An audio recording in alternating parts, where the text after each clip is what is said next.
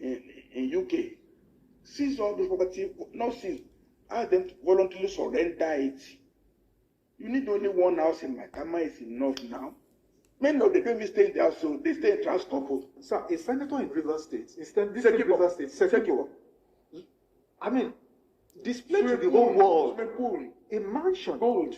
The FCT minister incidentally was there. He was the one actually broadcasted. I mean, how do you explain this, sir? How do you explain this? Because this gentleman, Senator Sekibo, was in the Senate. I'm not sure. I think about 4 terms. That's 16 years.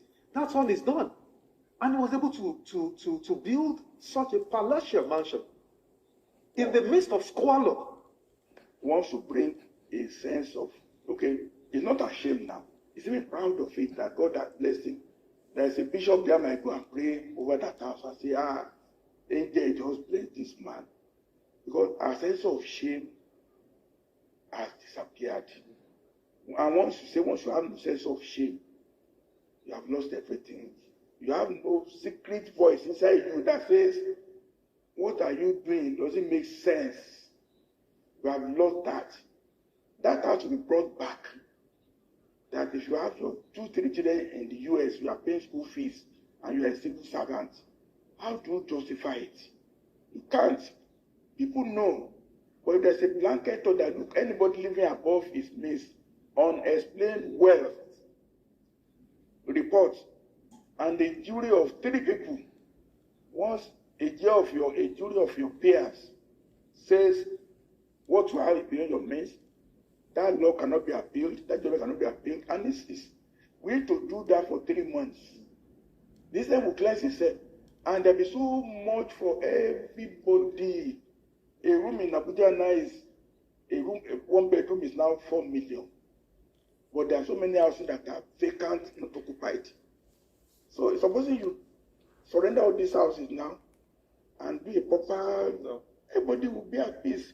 If a civil servant was stealing money too, they will have no need, because once you're able to stay in a house where you're paying 200,000 per annum rent and your children is in government school, what are you? Everybody's engaged in a fight for survival. I never had anybody can buy petrol for now and then a liter. And salary is still the same. Everybody's a thief.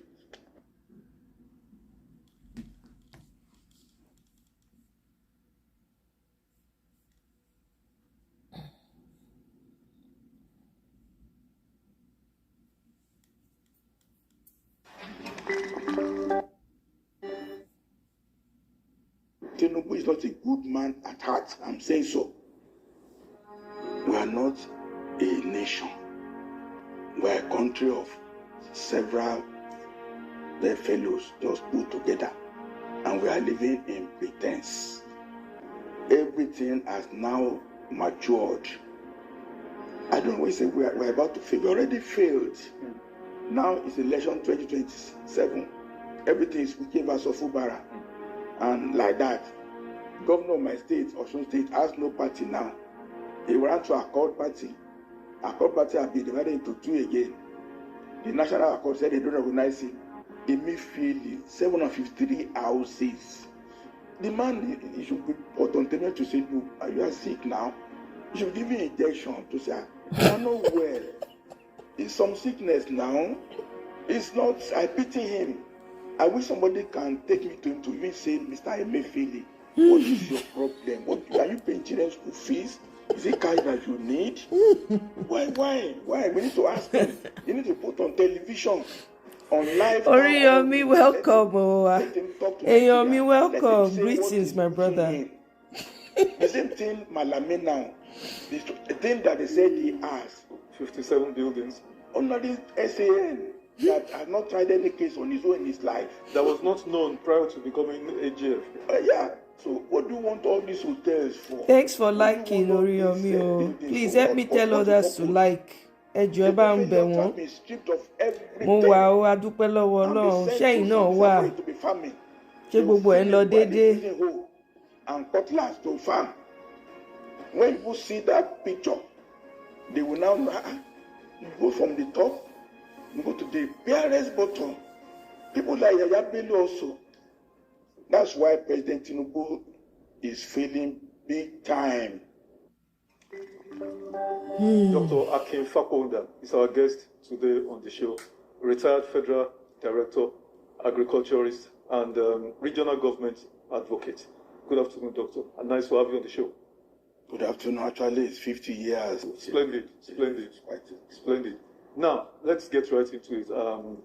January 15th, I'm sure that date will ring a bell. It will be 60 years since the 9th January 15th, 1966 coup that truncated democracy in Nigeria. And the issues that resulted in that coup, the Nzogu, popularly called the Nzogu coup, have those issues been addressed? And has Nigeria made progress since then? Nigeria could not have made progress because 60 years ago, the low level of our society, those who are not schooled, who are not educated, who are not civilized, the military, Form 4 graduates, dropouts, they took over us with guns. They are now appointing professors, appointing doctors, lawyers as their assistants. That reversal of intellect and ability that the military brought in 1966 has been with us up to today. And when the soldiers left, governors and all that, they enabled the dregs of our society. They gave them more blood, they empowered them, gave them all the money to take over the political space. In effect, the class of 1966, the sword of Damocles is all over Nigeria up till now. The political class we have now, they were enabled, empowered, and they were foisted over society. No political parties, no elections, it's all money.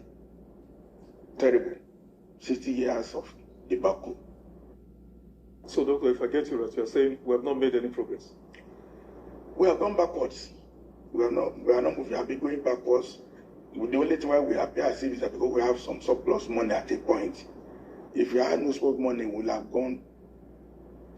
Even now, we have too much money than sense. In any case, the oil money have been exhausted. Now, they are borrowing money.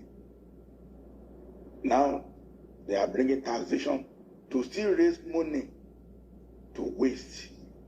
Military is to waste. It's to conquer and plunder. We are being plundered up to now. Terrible. But Doctor, some would argue that we have had some civilian, leadership.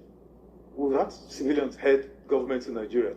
I mean, just this fourth republic since 1999, they've all been civilians, even though a couple of them, have military backgrounds. What do you think? They were all made by the military. Obasanjo was imposed by the military people over us. Yar'Adua also is a product of military. His brother was chief of staff headquarters. Is he working more than you or me? They just unpicked. Then all the people that Babangida gave oil blocks, 44 of them, Danjuma and Co, they are all the ones with the big money now. They are the godfathers of Nigerian politics. A civilian, you have to go to one of them. They give you 1 billion. Then you go and see them in the morning or see them in the night. We have government by godfathers who were made by military. So the civilians are not there. No civilian. Even the current president now, where is his factory? Where is his bookstore? Where is selling it? Which invention did they achieve to own what he has now? It's all military enabled, military facilitated. And you have not worked in your life to produce value for yourself. You cannot produce value for the society. So, should we apologize to the families of the Nzogus and the Ifeajunas, all those young men who laid their life, who paid the supreme price? No, we don't need to avoid. It's just accident of history. They have bad luck that they had good intentions. any of us who are my age group, who lived through 1964, 65, up to 66, we were all yearning for Messiah. Zioku, in my own mind, personal opinion, was well-intentioned. He was betrayed by some people around him who were compromised. It's just bad luck. If they done it right, Nigeria would have been saved from the little excesses of the Fulani-inspired problem in Western region. Western region rejoiced when the coup happened because we were under subjugation. But people like Evejuana, they compromised the laudable objectives and intent of Zogu. Quite unfortunately, we are unlucky. Just in the same way, too, we are unlucky with Godwin Okaku. If Okaku succeeded, we will have solved problem of this Fulani thing once and for all. Again, the coup failed, not because David Oka was not well-intentioned, but we are just unlucky as a people. The time for our luck has not come. We have been having a series of misfortune. I don't know what to say, but this is a fact of history. These are very heavy statements, Doctor. Because if I remember very well, Gideon Oka's school, 1989, I'm right, am I right? Yeah. His school was to the intent that he wanted to excise some part of the north from Nigeria. Yeah. You support that? Yeah. Okay, what are we talking now? America had to bomb Sokoto now. It's not the same northwest. That's the channel through which all the Fulanis are coming to Nigeria from Mali, is it not? That's the hotbed of terrorism now. Supposing this thing was solved in 1989, they would have been on their own now, and the rest of the country would have been relatively managing. But because Oka saw tomorrow, we didn't see then. In 2026, we are now saying the Northwest should just do their Sharia the way they want. The rest of the country don't want Sharia foisted governance. So we just have to pray. I pray for Gideon Oka every day. It was well-intentioned. It could have just solved Nigerian problem at that time. But we had bad luck as a country. In the same way, we had good luck. Awolowo became premier in 1954. He ruled only for 5 years. 5 years only. 5 years only. Western region, anyway. Western region. Yoruba were lucky to have him just 5 years. We are still eating from the fruits of what he did in 5 years. Was that not luck? We are trying to pray for the Lord to come back now. It's difficult.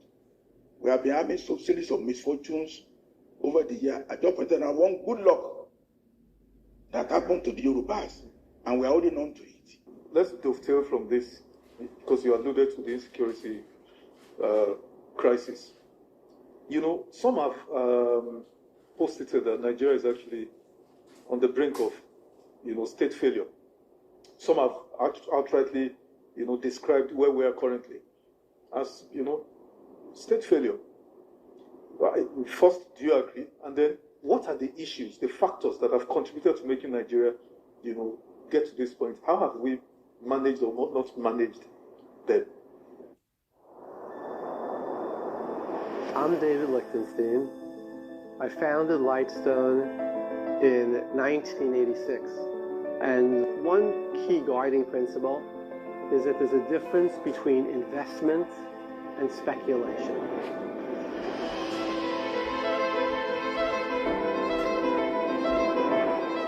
We've been in business for almost 40 years. We are not a nation. We are a country of several bedfellows just put together, and we are living in pretense. Everything has now matured. I don't always say we're about to fail. We already failed. You cannot leave Abuja now and go to Lagos and at 12 noon to drive yourself. If you do, your heart is coming out from your throat as you are going. We have 3 budgets, 2024, 2025, 2026. We don't know which one. We We are now having tax regime. Everything is not settled. National Assembly spent maybe 100 billion. They are doing constitutional reform. We don't hear anything about it. They want to have 83 amendments. It's been put in abeyance. They have been talking about state police for almost 10 years. Ordinary thing could be the fact we are just numb. Any small thing we want to do, we just talk about it and we abandon it. We are not a nation that is proactive. We just skate over issues. We move on. Now it's election 2027. Everything is Wike versus Fubara. And like that. Governor of my state, Osun State, has no party now. They ran to Accord Party. Accord Party has been divided into two again. The National Accord said they don't recognize it. Is that the way we have party politics in Nigeria? No political party. And you must belong to the party to run for office.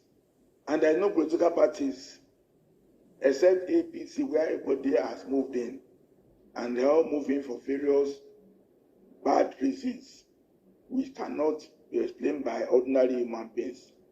So our society is just like the wilderness, everybody for himself. That's why we doggy dog. That's what Nigeria is now.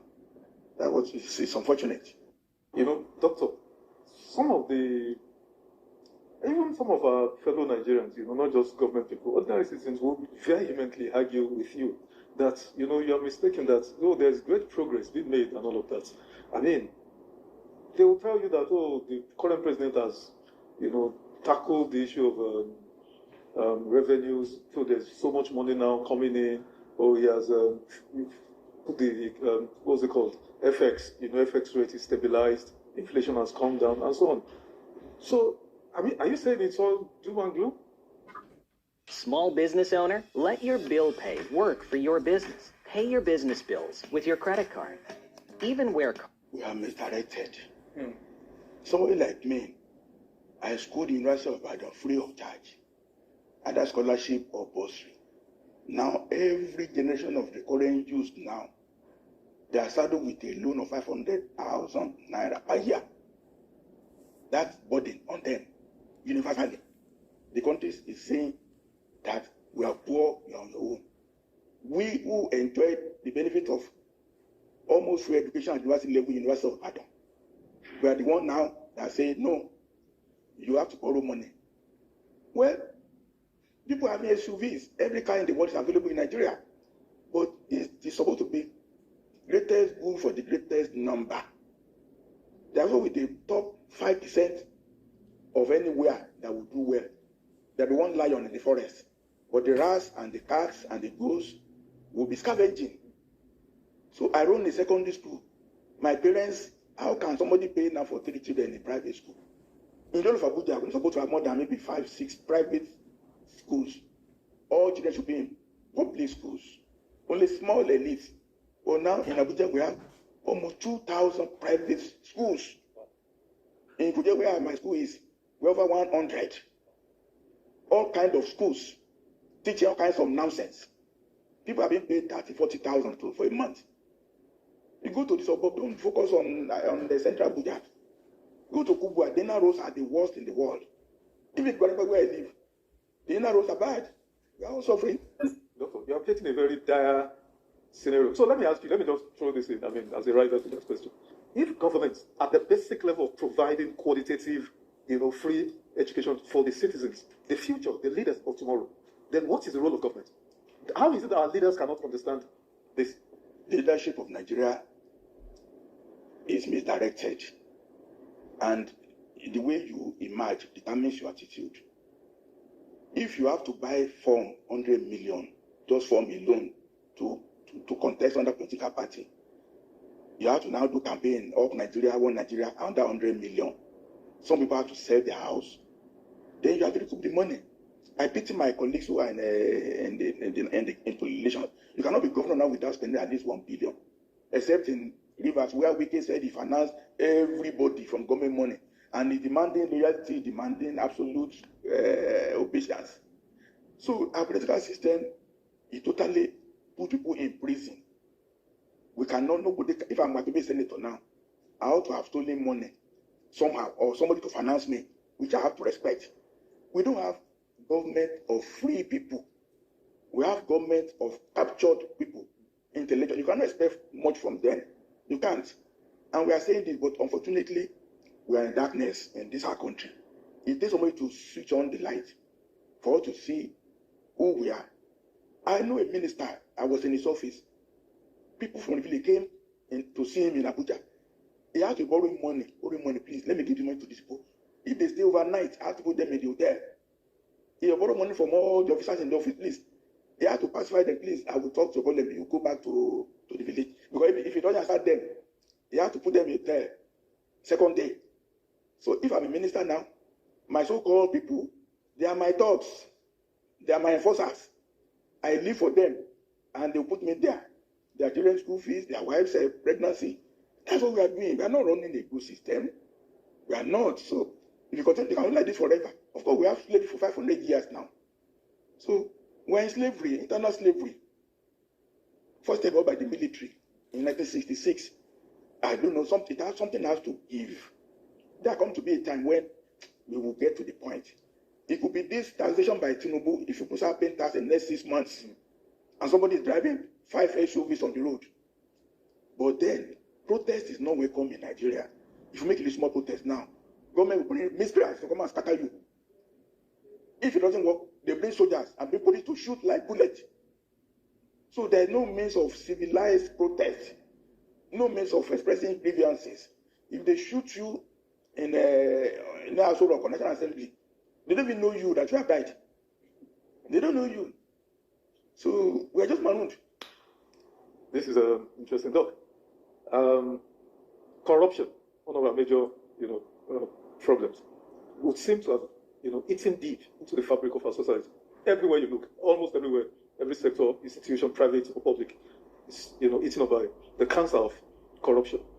And my question is, the FCC, ICPC, you see them, make this, TV arrest, parade the suspects and all of that, take them to court, and then they are granted bail.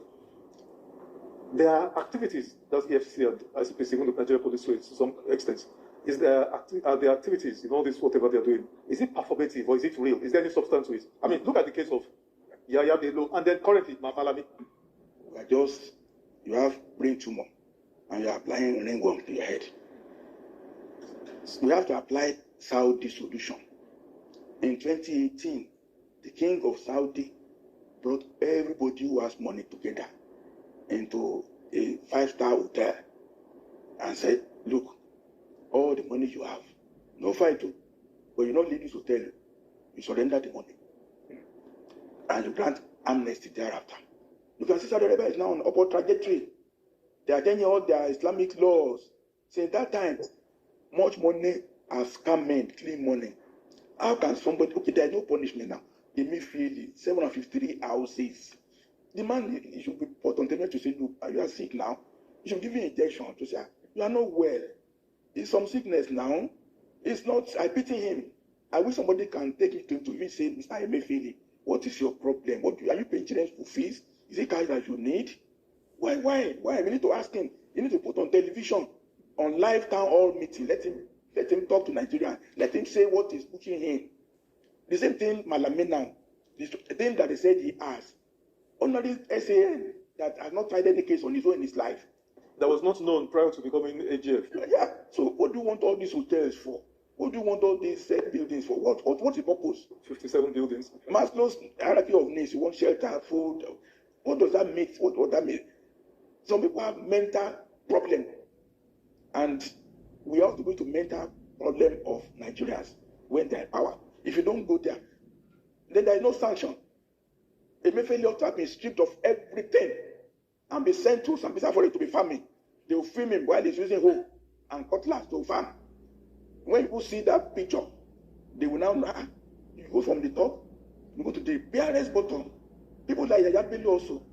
Sir, I was coming to Yahaya Bello because I might be wrong, and I'm asking the question.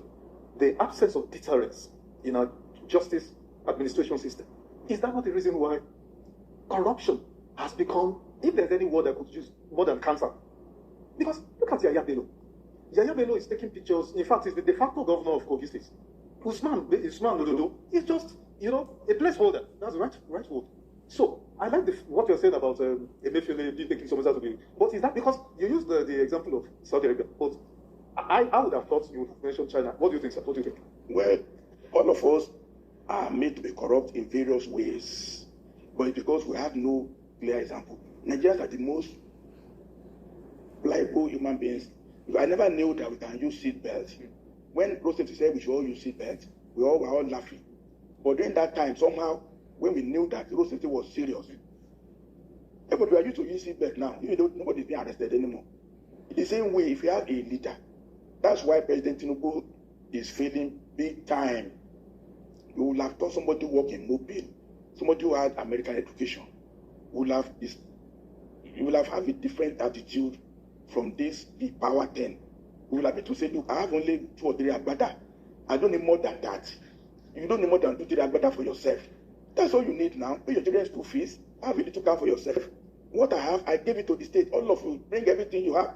All of us, in 3 months, we will comply. Everybody, if you have 10 houses, surrender 8. You need only 2.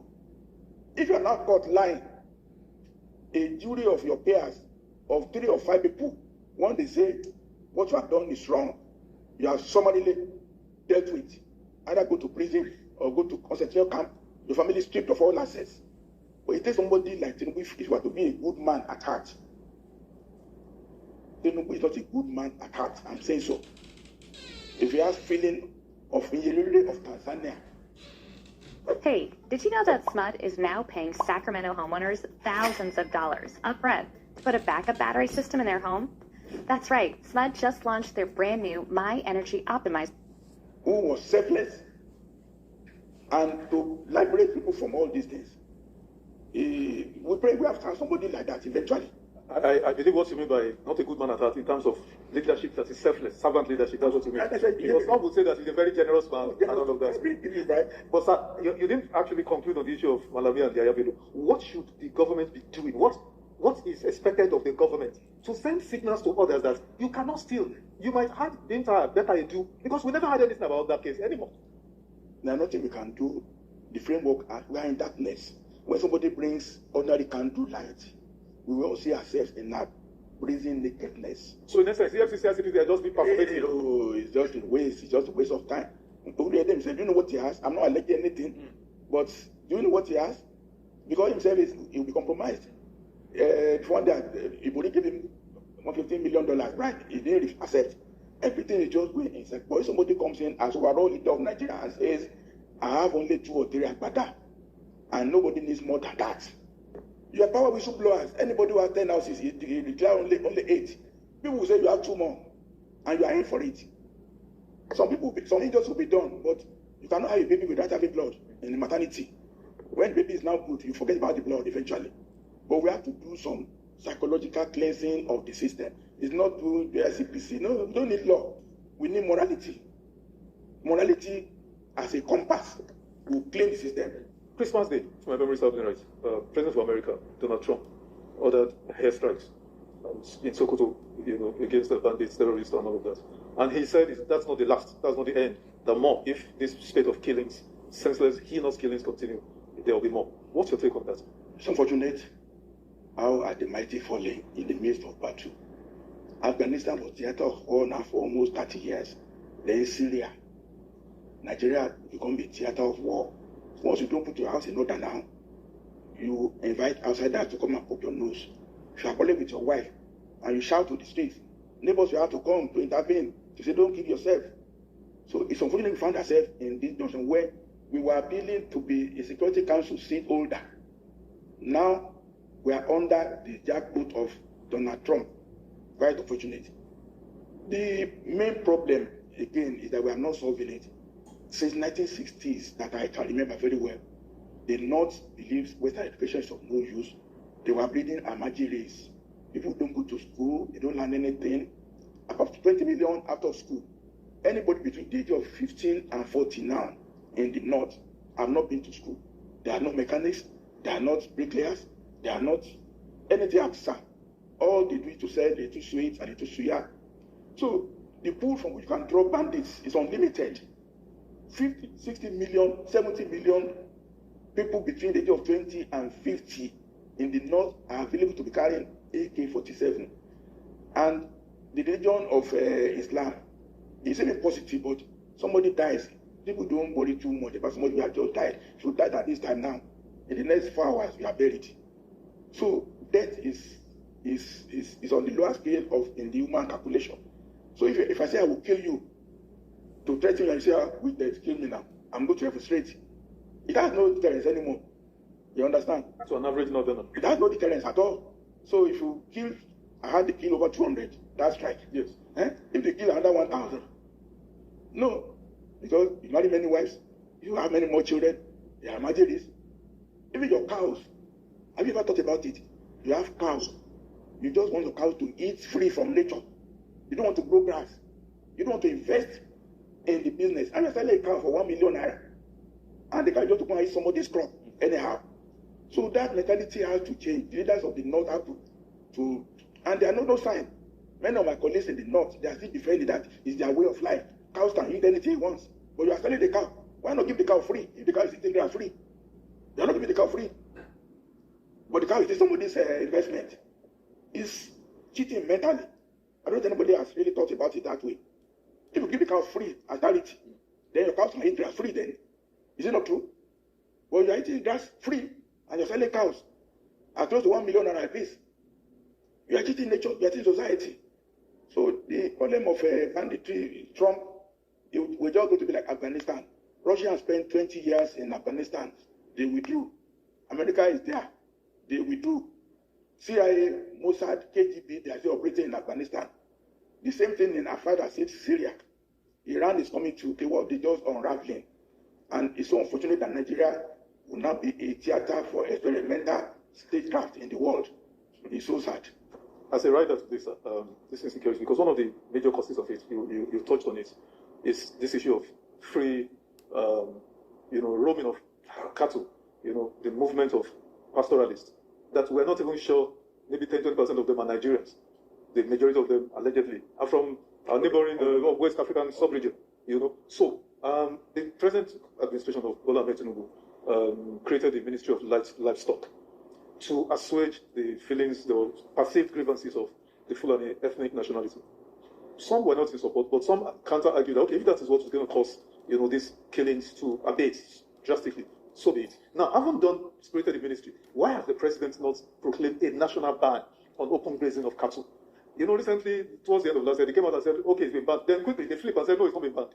Is the president beholden? I mean, when the president has guts, he's bold, he can take any decision. Why can't we have a ban on open grazing of cattle? I'm about to show you something that makes me furious every time I see it. This is a real tax return from someone making $284,970. I was for 8 years the most senior person technically in Nigeria agriculture as director of planning, NALDA, National Agric Land Authority. Nigeria does not know what agriculture is. The ministry is just marooned. It's agri-business, not farming. We are still farming. And then the government is devoid of moral authority to do anything. They can declare anything, but you cannot. Nigeria is big. You can't just shout in the villa. Somebody will hear in Nguru. See, how people died in Katsina recently now, on a rickety boat. We need to break Nigeria down into small elements so that people can take charge of their lives. Missing us together, you make an order. Second, you make an order. They declare emergency now, security. What does that mean now? We just mouth things. We're not serious about anything. They imported 2,000 tractors about a year. Have you heard about it? They said they imported tractors. Where are the drivers? Where are the farm? Where are the crops? Nothing. We just run government by announcement. And then announcement. And then announcement. The civil service is no longer alive at all. Civil service is supposed to be able to implement the policy. But civil service is no longer alive. Civil service is dying, if not dead. You've not quite answered the question. You started, but you deviated. Why has the president not proclaimed a national ban on open grazing? Because you said they lack moral authority. I want to land on that. What do you mean by that? They cannot, because you cannot decree what is not in existence. Rather than decree, have you announced first that states where they have land, though, are 500 hectares in one place? So, for instance, now, Pharmacy will start now. You can't just announce something in October. Or if you announce today to say by March we are going to start growing grass in a certain place, designated places, you fund it, and then by June, July, you say all people with animals, so go here, go here, go here, go here. That's it now. Yeah. But just announce, no program, no milestone, no timelines. It's just announcement, no program. They bought 2,000 tractors. They didn't say drivers will come with effect. How many types of land? Is tractor what you need? No, you need bulldozers to clear trees first. Tractors cannot clear trees in the forest now. You know about tractors. It's abandoned. It's of no use. Once you do a methodical plan of what you are doing, announcement, it cannot solve problem. You can't. So it just, they're not, we have no government, no governance in anything. Yeah, we do have, our mind is not for governance. It's for political announcement, for score political gain. And this is what we are. Okay, so let's switch gears to justice system. The role of the judiciary in upholding democratic tenets in Nigeria, some would say has been, heavily compromised. In fact, their independence has been compromised. It's been tested, abused, compromised, weakened terribly, to the point now where people now resort to self-help, politically, even civil cases, as it were. Sir, what is responsible for this? How did our judiciary get to this level? Because you and I lived under the jackboot of the military. The judiciary under the military had spine. They stood up to the military boss. They didn't blink. What has happened, sir? Society, first of all, is in grave crisis. Every little thing results in a dispute. There is no decorum, no civility. Little agreement that you have that you can enforce because you have morality, you have character. You always like to go to court on every issue. Every clause in agreement has to be interpreted. So society is in a state of anomaly. Every dispute has to end up in court. Coupled with the fact that you can become only SA in Nigeria if you have so many cases in Court of Appeal and the Supreme Court. So even just for you to get a number of cases to become an SAN, a lawyer will engineer, manufacture cases. So if you were to bring Nigeria to a level where the fact that we're having so many disputes are lower temperature, you understand? Then judge will not be under pressure. And then if you can win, just one 3-2 judgment can give you access to the federal allocation of a state government. If the judge, if you have 5 in there, 3-2, and they say you are now the governor of Osun State, and that is it. You now have access to, you can promise your judges 1 year worth of allocation. I'll give it to you. Just give me the judgment. Have you ever wondered how the world's currencies are traded? The foreign exchange market, also known as the Forex market. You understand? The governors are emperors. We support to separate budgeting and financing from the office of the governor. But the governor, the whole money of the state is a one live vote in the governor. They can wake up in the morning and say, give this man 100 million, 200 million. So with all these things, we need a reconfiguration of society. Our clothes we are wearing is already torn and worn out. We need to discard the clothes and think afresh and say, what is the purpose of society? What is the purpose of governance? How can we bring civility and decorum to human behavior? And if I become governor, okay, I chose to retire in 2000 because the director was earning 55,000. How many secretary was earning 65,000? Only 10,000 difference. So what am I doing? Trying to fight for permanent secretary. There is no need. If you are not corrupt, you have no need to become permanent secretary at all. Because the position is, but now, you fight to become permanent because once you are there now, you are the controller of vote. All vote the ministry belong to you. So you don't look at the compensation, you look at the vote of the ministry. So you want to do everything. Your wife will tell you that you have to fight for this, because once you become permanent secretary, there will be 10 gifts back in your house. So it will make the political office too attractive. Governor is sole administrator. President is also sole administrator. He can give and fire and give any oil blocks, give a contract. Say the way they awarded Lagos to Calabar contract. Was there any bid for it? There is none. So who knows the amount? Who knows the scope? None. So how do we rescue our judiciary from the vice grip of politicians? Because they are the ones now. They are the electorates now. You can't rescue until you stop cases going to court. You can't rescue. But sir, you would agree with me that in other societies, even Kenya here, they ordered that a poorly conducted presidential polls under Uhuru Kenyatta, that if the reconducted. And it was so, and heaven did not fall. See, there's pretense.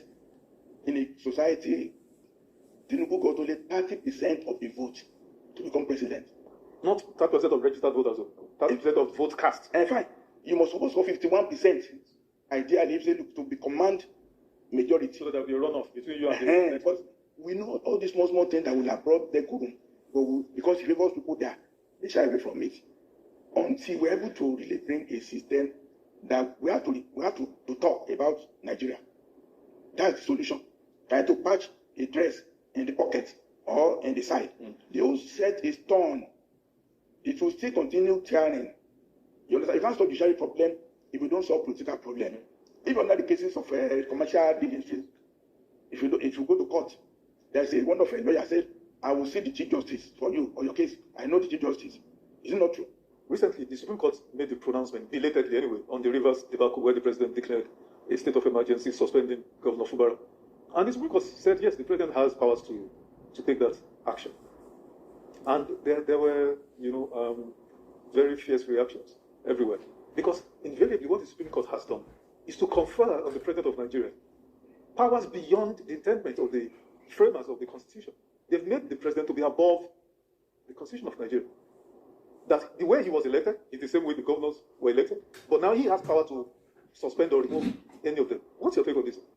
Are you having trouble trying to keep up with your professor? You've got to try Otter. Here's how it works. Let's say I'm in class. I just hit record. Supreme Court credibility have eroded in the last 3, 4, 5 years. Recall there was VAT case brought by Wiki. Up to now, Supreme Court has not ruled on it. They've not ruled on it. I was expecting that ruling. They didn't rule on it. They kept quiet. Until they are not, they don't have deliberateness in what they do. It's so unfortunate. The ability of local government is also not deliberate because we run a 2-tier federation, but they are now bringing local government in 3rd tier. For that reason now, Osun State emasculated because money is going to go to direct, not go to direct. So Supreme Court, from the time of Okuta, Anagolu, all of them, we have lost the respect and dignity of the office. Do you even know when you are? Do you even know who are the judges now? You don't know. They're not making landmark ruling. When you put a rules, even the statement you will make as a jurist, you'll be citing it. You like the articulation and the intellect. But do we have now? Chicken and Digby of those days. We don't have them anymore. Because they all emerge not based on any proven intellectual capacity over the years as a jurist. Children of this, wife of that, cousin of that now are brought into the judiciary under all kinds of grounds. Ariwola was the most culprit. He was complained against several. He brought people into the justice system. He got away with impunity. What do you expect from that? So, such an isolated case is just, these are not just good. Okay, let's go to politics. Godfatherism. It used to be something that was being spoken of in hush under the table. But now, it's the norm. It's the gold standard now. Yes. So the extent that, godfathers are openly saying, like you alluded to earlier, that, okay, I paid for everybody, I do God form for everybody, and all of that. So discuss briefly its evolution, in our social milieu, especially how, in this Fourth Republic especially, how has it brought this country to the juncture where we are now? It started in 1999. Babangida formed party to the right, to the left. Babangida paid for party offices, financed all the parties. Then finance was withdrawn from the parties. Parties have to fend for themselves. Meanwhile, the electoral law required that for you to be registered as a party, you must have office in 36 states. You have to have offices, you have to have staff. How do you pay them? You have to pay them. So big money became for you to own a party. If I form a party now, I'll finance registration. I'll finance the offices in at least 23 out of the 36 states. I will appoint organized secretaries and pay them for me for a year. That's big money. So when the party now comes in, it's registered by INEC. If you are coming in now to run on my platform, you have to bring big money. So the way the party was depleted in the constitution of Nigeria now, no independent candidature, and you must set up, it's like you are setting up a PLC company to own a political party. So people who own the party now determines who will run, who will not run. See how it is now. SDP have been hijacked. ADC, Accord. Everything is big money. So what we have now in the last couple of years is raising monetization. And it's go to the original thinking that the minute that became military governors, FRC members, they empower people, they give them things belonging to the state. Alatija, Globalcom chairman, all the people who own oil blocks, they want financing, people are politicians. So we are just ended with monetization since 1999 up to date. I don't know how to get out of it. Let's focus on the scenario in the Rivers State, because that seems to be peculiar. There has been godfatherism everywhere. But the Rivers case debacle would seem to be peculiar in its own, strangeness. Can you provide an overview? Just tell us how because former Governor Wike wasn't the first governor since 1999. We had Odili, and then we had Amechi, and then before Wike. Sir, why is that case so peculiar? Wike and Fubara. Rivers State is a very small state. Is it small, sir? No, relatively. They have big money. Right from Odili time, if you go to visit Rivers State, they can give you a brand new car, they can give you 500 million. Right from Odili period. So there's a money unlimited in Rivers. Right from the time of Odili. I got a question for you. Are you stressed out? It seems to be the word for everybody these days. Stressed about the... Odili want to buy his way to presidency now. Chabas just stopped him. He was giving money to all the states. The same thing we came out even and started financing Tambuwa, financing people. We Rivers money. So right from in the time in Anambra State, when it was supposed to be captured by Mpa Brothers, that we promise you give me a certain amount of money every month. The money comes into the state. We can renege on that agreement. He was almost killed, isn't it? He was kidnapped. Kidnapped, almost killed. That's the genesis of it. It's now getting to the crescendo. Rivers is where Wike said, I pay for all elected officers. He just picked people from secondary school and they became. So up till now, they're on his payroll. They meet together. They form it like a club. So it appears as if Fubara became frightened. How can I be giving so much money? Which he agreed to, apparently. He don't want to give the money, the same quantum from IGR to Wike. And Wike needed the money to go to buy all his influence continuously. That's the source of their problem now. Fubara says this is too much. Wike said agreement is agreement. So, stalemate. What has been the role of the president in mediating or resolving? Has he been honest? President have an IOU with Wike. Because without Wike, Rivers do not have fallen. President. When you say falling, what do you mean, sir? Electorally. Okay. So president says, let's have honor. I must have honor Wike. I can't just climb under the bus. Meanwhile, president says, if this is too much, so Fubara, I don't mind you what you are doing. But it's just fascinating. Fascinating. Hoping that this thing can just go away. The smoke will blow. That's what the president is doing. Hoping that among themselves. But to me, Fubara has become so smart. He quickly defected into APC. As the governor of the state now, he's the leader of APC. He has put Wike on offside in football. Nothing Wike can do. But that would appear not to be so. Because as of last week, a third impeachment notice has been served on the governor. The Fubara will buy maybe 5, 6, 7, 8, 10 of those people. So they will not have quorum. It's money for money now. It's money for money. We devote 3 months allocation to them. They are all based on money. So all this money we're talking about, that is the state's resources. That is meant for development. With development in this country. With development. There's no development. Look, we're supposed to be in paradise. God bless us so much. But leadership we've had since 1966 is plunder and cheating of the system. No Nigerian, by now we should have free going to university level in Nigeria. All the roads, all the hospitals. When I will go up, people will wait in the Elisha, we go for treatment. When you are going, they give you a bill. If you pay fine, if you don't pay, they say go. We have money for all these things now. All these billion they are spending now is to put us into single shape, but they're not going to put it to put those single shape. Do we have any bus transport in Nigeria? We should have Northwest line, Northeast line, Bended line, a two line, interstate buses that you can enter. Do we have it anymore? We don't. The old Abuja now, we have no, we only do boats. Only boats. Is it not? There is no intracity. No. Do we not have the money? We have it. But when you renovate a Bola Tinubu Center for 39 billion, your renovation not really built. How can you get money to do transportation in FCT? How can you get money to go to Kaki Hospital and be treated? You have to go to Cedar Crest where you pay to your head. You have to go to Islamic Hospital for checks for $500,000 naira. Are we not in Abuja? The money is misapplied, misdirected. That's how we are. It's unfortunate. That's how we are. We are just suffering in the midst of plenty.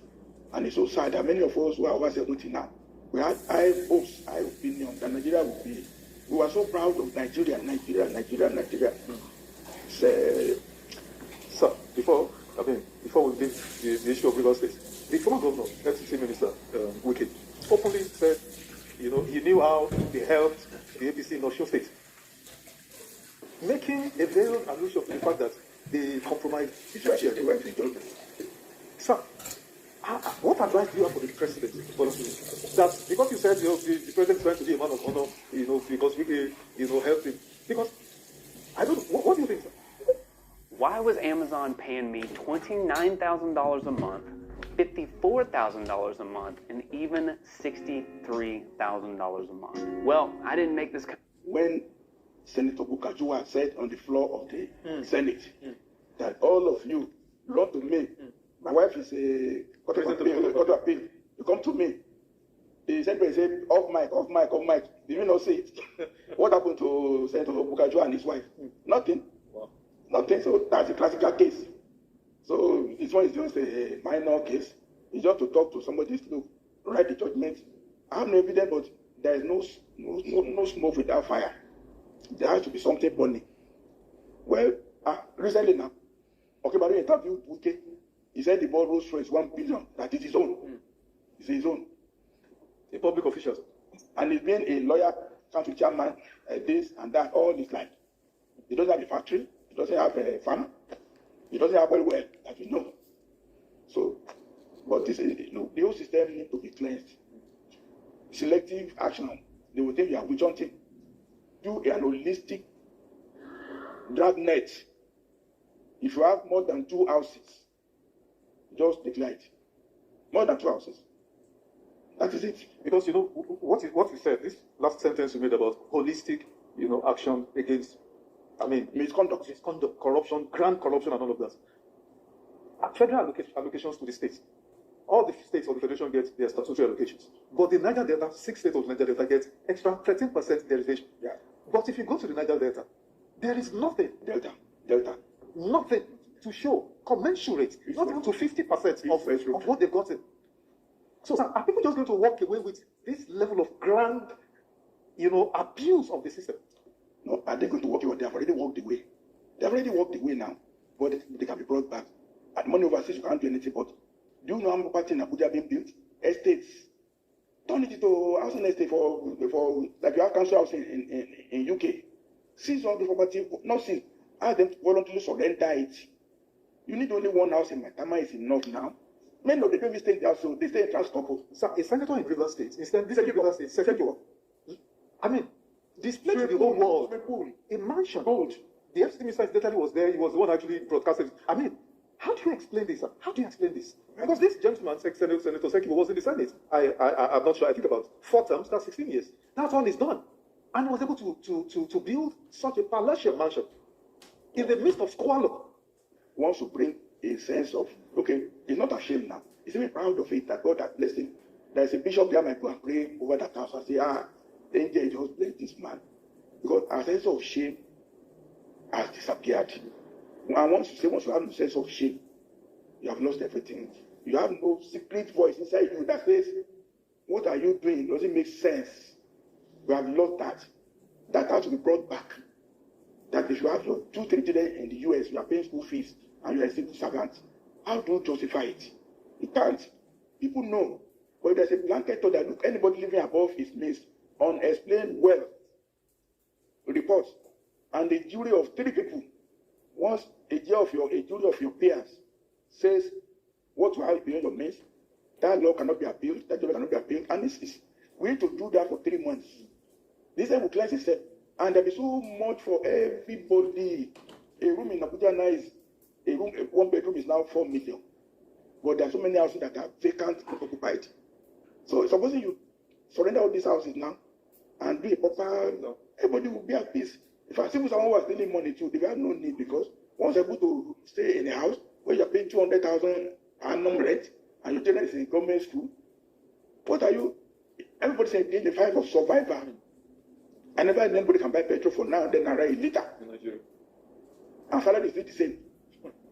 Everybody's a thief. I'm David Lichtenstein. I founded Lightstone in 1986. And one... That's arguable.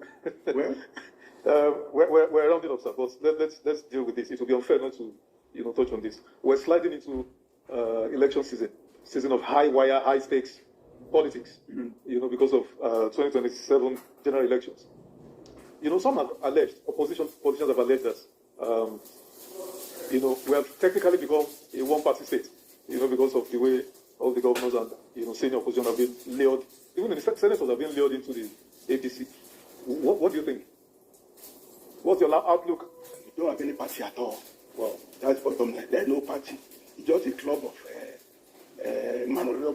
marauding. They're not politicians. They're outlaws. We don't have any party. If you have one party, it means like the Communist Party in China. That means there's an ideology, and there's cadre by cadre by cadre by cadre. You have to rise from being a local government chairman before you can come to the state level. We have no party now. We have no party. It just, all of them are aggregating just to seize positions. It's not the political party. We don't have a political party. When I say political party, I will know it.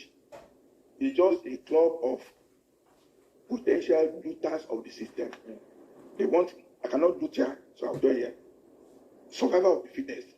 We're just in the jungle. There's no party. You are giving them a nice cloth to wear.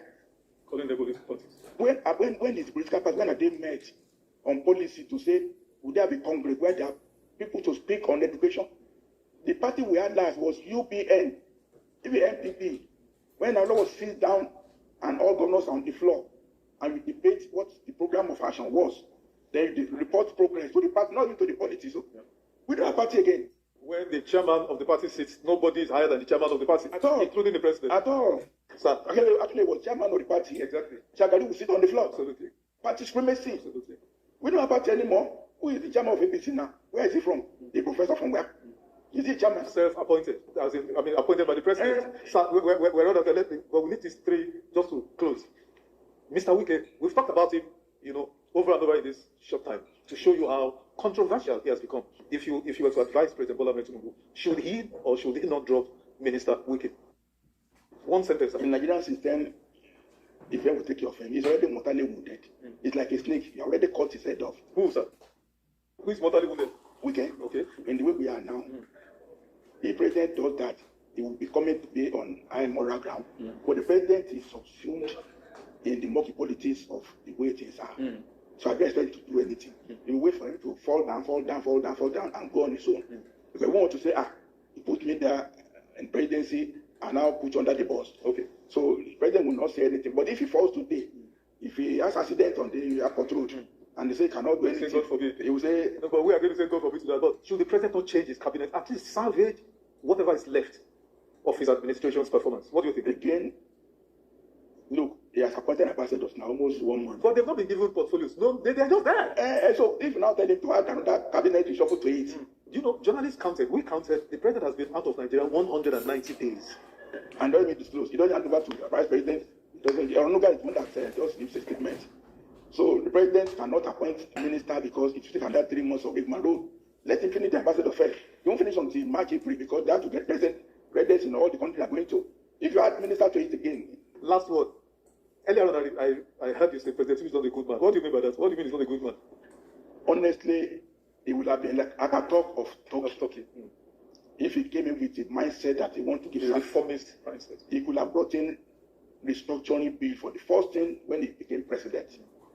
to relate. Nigeria has to be unbundled. We are Nigeria. We're not saying Nigeria should disappear.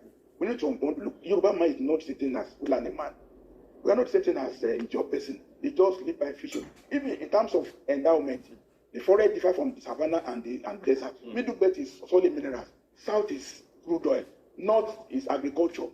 We need to differentiate, specialize in what we have competitive advantage. Small business owner, let your bill pay work for your business. Pay your business bills with your credit card.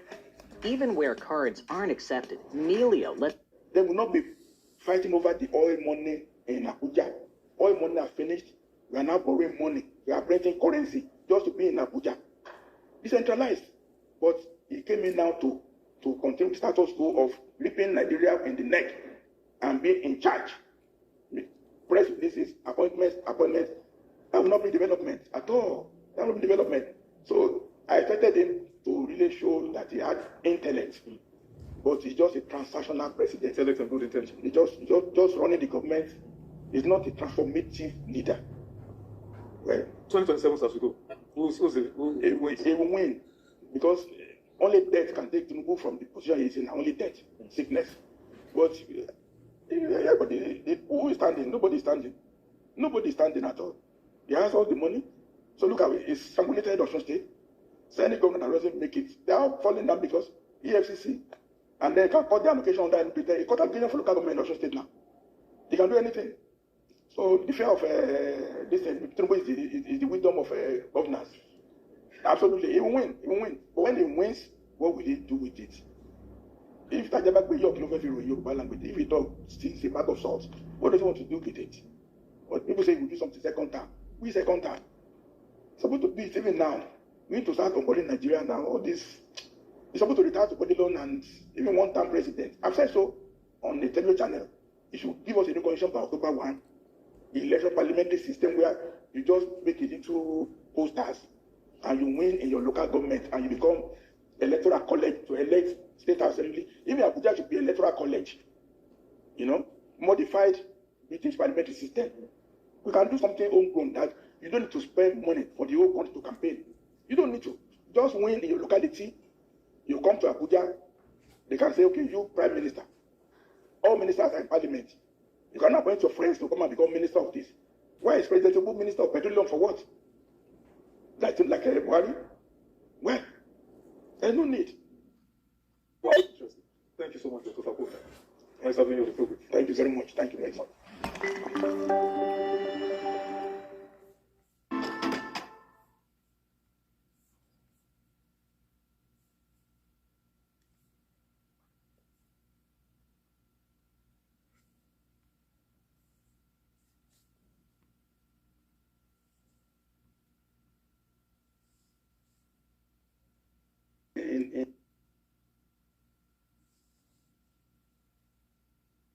I told Peter Obi, Supreme Court cannot give you governor and give you presidency, for God's sake. Stand up and do something.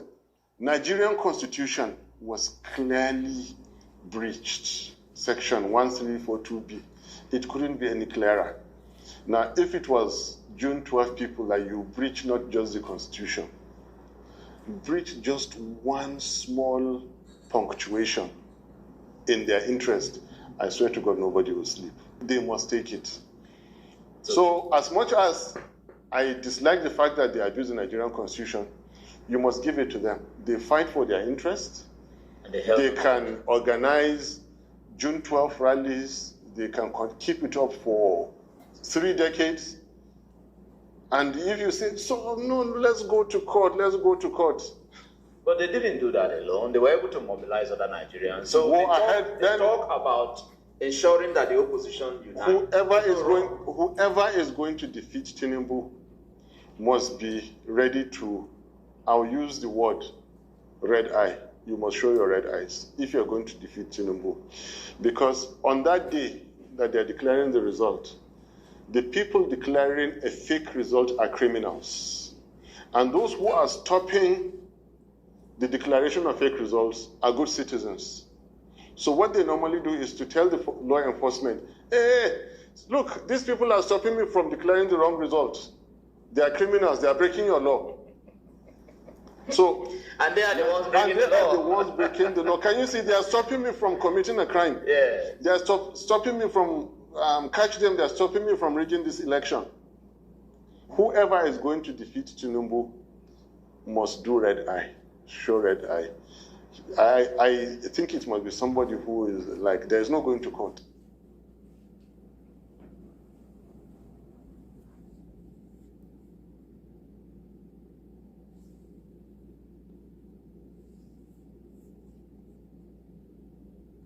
Into, and I hope to provide a report shortly, is Truth Nigeria in the last year and a half has been reporting on the ransom camps that are in the forests throughout Kaduna, Taraba, Nasarawa, Benue. These ransom camps, many of them are located near military installations in these forests. This is where, and kidnapping for ransom has become an industry in Nigeria. It is what is funding the terror. It's what's funding the slaughter and the occupied villages that are not being returned to the people who rightfully own the lands. So these ransom camps, it's like open air Auschwitz in the middle belt of Nigeria. We can't see it because of the foliage. You can't get satellite imagery on top of that. You can't just drone strike because there are people who live in the forests. But the military installations near to these camps, where people, ordinary people like you and me, they get hauled out of their villages, they're held in these camps, they're starved, tied to trees, beaten every single day, and it doesn't matter your age. Infants, small children, pregnant women, the elderly, these are the people who are being held in these starvation ransom camps, and nobody's talking about it. And nothing will change until this industry of kidnapping for ransom is disrupted in Nigeria. And it has to be attended to. And if Tinubu is going to tell us that he's protecting the Christians, he's going to raid those camps and free the people who are being held for ransom there. One person will go to pay a ransom for a brother or a sister. The ransom is taken, that person is freed, the person who brought the ransom is hauled in. And it's happening to entire communities that are being bankrupted through these ransom payments, and they're forced into IDP camps, into Abuja, into Lagos. This is how you clear the land. This is how genocide happens.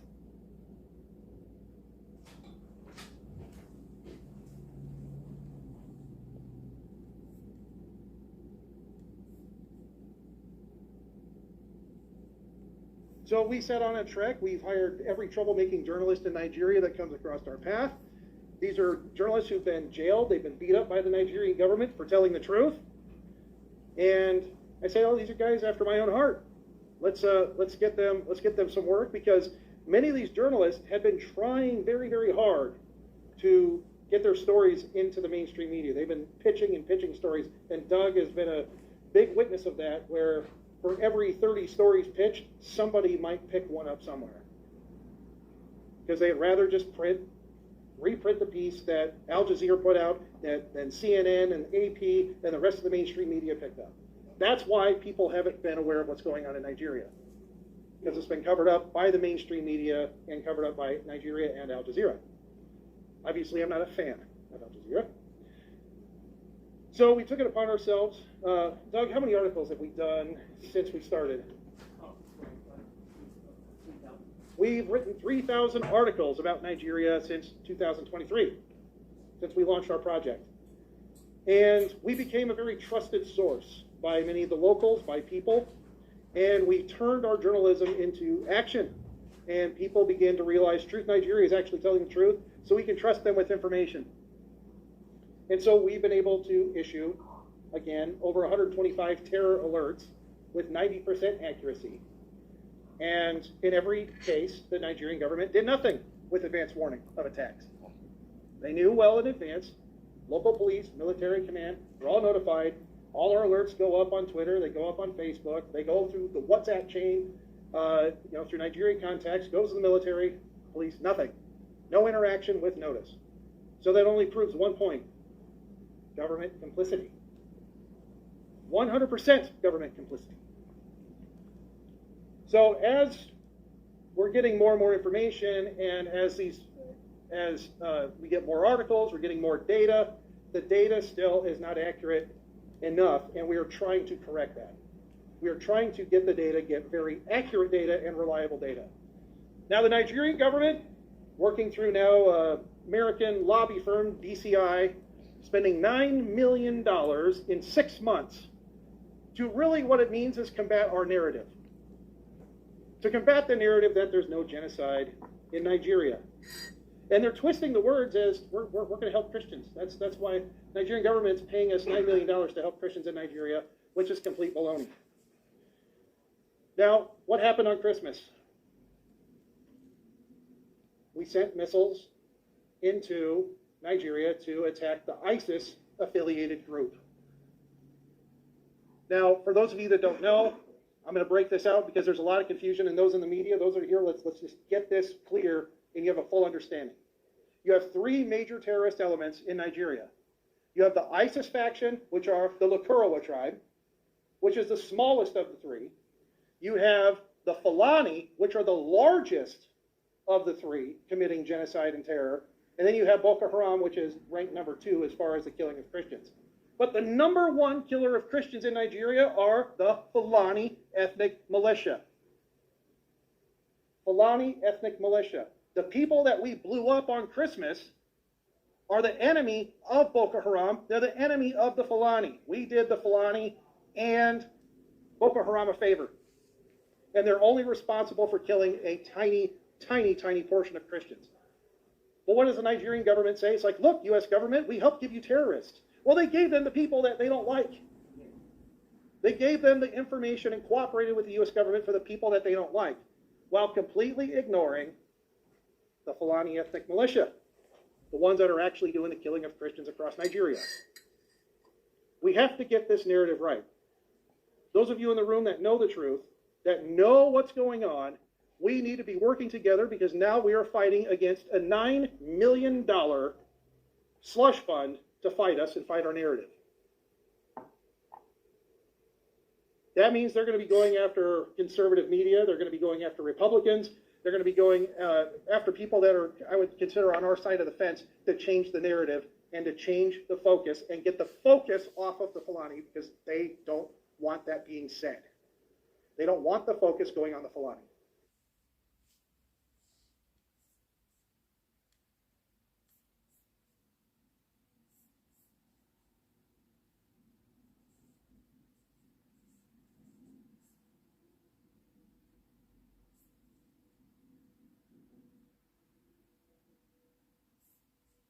They blasted Adamawa State this morning. They blasted Adamawa State this morning. Today's date is the 14th of January, 2026. They will not tell you. The Nigerian federal government of bandit media will not tell you. But you know the story. Even they hide them. The English Alhaji, they bring them out. Are they active? Terrorists, aka bandit, they blasted Adamawa State this morning. Many were injured. The place they blasted is Garaha. Garaha is in Hong local government area of Adamawa State. Brother, go to hospital and see people. I'm not going to give you the name of the hospital for security reasons. Go to hospital and see people injured. As I'm talking to you right now, 2 people have lost their life there in the hospital. And this situation not they friendly at all because many will still go. I know many will still go. But the federal government, they're not going to tell Una. The media is quiet. They're not going to tell Una. They blasted Adamawa State this morning. Go and do verification. I don't put time. I don't put date. I don't put the place it happen. I don't put location. I don't put what do they call them? What do they call this thing again? Local government. Go do your findings. 3 people lost their life instantly.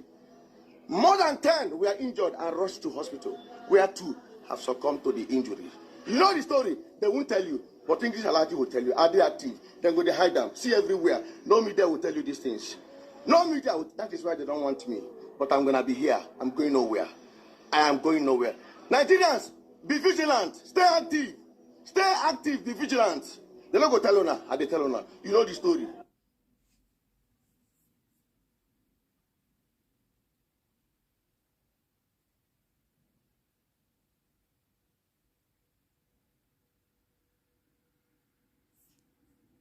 kuɗi ba. Wace ba su kuɗin? Gwamnati da mai yanzu a wata. So this video says, Tracy, I see you. Welcome, sis. Thank you for sharing that video. I played it earlier.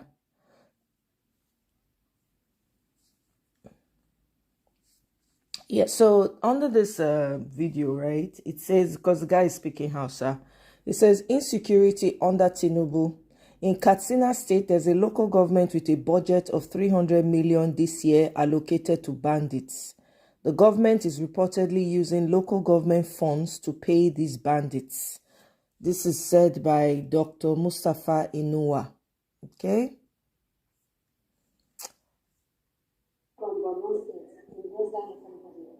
The reason why I'm here is because of the problem of Boko Haram. She went on to tell a story that it still hits me. She was a school principal in North Nigeria, Borno State, right near the Cameroon border, little place called Ingoshe in the province of Moza. And she was a school principal, church school, educated woman, professional, peaceful, prosperous. And Boko Haram started coming into town. The name literally means Western education is forbidden. They started burning all the churches. They started killing the men in the most horrific ways imaginable. She has 3 little girls, and they finally burned her church. She said they were leaving the women and children alone mostly until they found out that they were feeding the men who were still hiding, and they started killing the women and children and selling them into sex slavery and such. And so they escaped, had to trek barefoot at night to avoid sounds. They were still pursued by Boko Haram. She had a nursing mother, nursing a 2-month-old child who was shot and killed next to her. They made it to Cameroon, had to stay in an open field for 2 weeks without any assistance. Cameroon government didn't want them. Finally put them on cattle trailers and hauled them back across the border 2 days drive. They made it to a camp, found out Boko Haram was coming, and they scattered. She ended up 500 miles away with nothing but her 3 daughters. A young man that had made it there before her, a young man named Enoch, we'll see some more Enoch, had been her student, and he had found this new Kuchingoro camp. And the government had told them to stay there. They actually put in a well first thing. It stopped working, then it fixed it. But when they first made it to Abuja, modern capital city, she told her daughters, "Oh, we're going to be okay." She thought she made it to heaven because the buildings were glass and the roads were paved and the lights. And they turned down that little dirt track that you just saw there and came upon this hellhole. And she asked which one was her daughters, and they said, "You got to build your own." She had to build her own shanty with branches and feed bags and scraps. School principal did nothing wrong, but she'd be Christian. And she'd been there for 6 years when we found her, and she's been there another 6. But when she walked into camp, she said the children ran up to her and said, "Teacher is here, teacher is here." And so she started teaching the kids in the camp. And I asked her what she needed. Here's a single mother with 3 daughters in a shanty she built herself with nothing, no outside support, no help, sewage ditch right outside the flat. And I said, I promise I'm going to do my best to tell your story. And if people want to respond, what is it you need? And I thought she would say food, water, money. What would you say? Medicine? Sanitation? She, without hesitation, she said, "Oh, help me teach these children. That's their only way out of here. That'll give them a path out of here." And when Boko Haram comes to recruit them, they recruit from these people. They'll have the strength of character to say no. They'll have a vision and a path out of here. So I promised her 2 things. I promised I would help teach the children, and I promised I would tell her story. And still trying to do that. That's what I'm doing tonight. I've been working on it. It's been like Alice in Wonderland. It's not a simple story. It's very deep. So yeah, that's what launched this whole thing, was promising to tell her story. Interestingly, I looked it up. Trump, a little bit ago, in the end of October, 2 weeks after my press conference, and they said it was a direct result of what God used me and Jeff to do, is exactly the reason Trump got involved. It flipped the narrative in 72 hours from 80% genocide denial to 70% affirmation. Over 3 billion impressions in 72 hours. And everybody, the highest level says that's the narrative, not me by name, but the narrative that got brought about through us is what compelled Trump to bomb them, ultimately. But it was 6 years, almost to the day, that we found Miss Hannah. Then Trump says we're coming guns a-blazing. 6 years. So. But he's coming guns a-blazing. A lot of research I've been back 6 times since then. There were times where it was a level 4 do not travel red flag. That's the State Department do not travel. That's combat zone. We snuck in. There were times that we had to, that's what Jeff's calling Wes a mission bro. When we went back in 2021, we were going back to film a documentary, and eventually collecting all these stories as we got set to film a documentary. We went back, and as we were preparing for the trip, there was another documentary film crew in Nigeria that was arrested and disappeared. It was an Israeli film. And a good friend of mine's a retired U.S. ambassador. His good friend did Argo, that movie with Iran, getting the folks out of Iran. He mentioned that to us. We ended up doing that based on his advice. And we came up still on IMDb. We did Mission Bros, a comedy travel, mission-oriented show. And so we hid in plain sight. When we got to the airport, they had a brass band there welcoming the Mission Bros. We instead of trying to hide it, but the only people that knew what we were really doing were the inner circle. But it was like 2 or 3 days before we left that those Israeli filmmakers were released. The government went to bat, and they got to Israel, and they hit the ground and said we were tortured every day. And we were flying in right behind them to do the same thing. So it's been an adventure. This story is very deep. Somebody asked me on a podcast the other day, is Nigeria like the head of a snake? And I said, no, it's like the head of Medusa. All the snakes are there. Again, nobody here knew how big it is, how influential, how important it is. And that's on purpose. It's like reverse Wakanda. All the bad forces on Earth are trying to keep it hidden because they're hijacking it. I've got a lot of intel and a lot of insider stuff. I have the inner workings of exactly how Barack Obama unleashed all of that on purpose.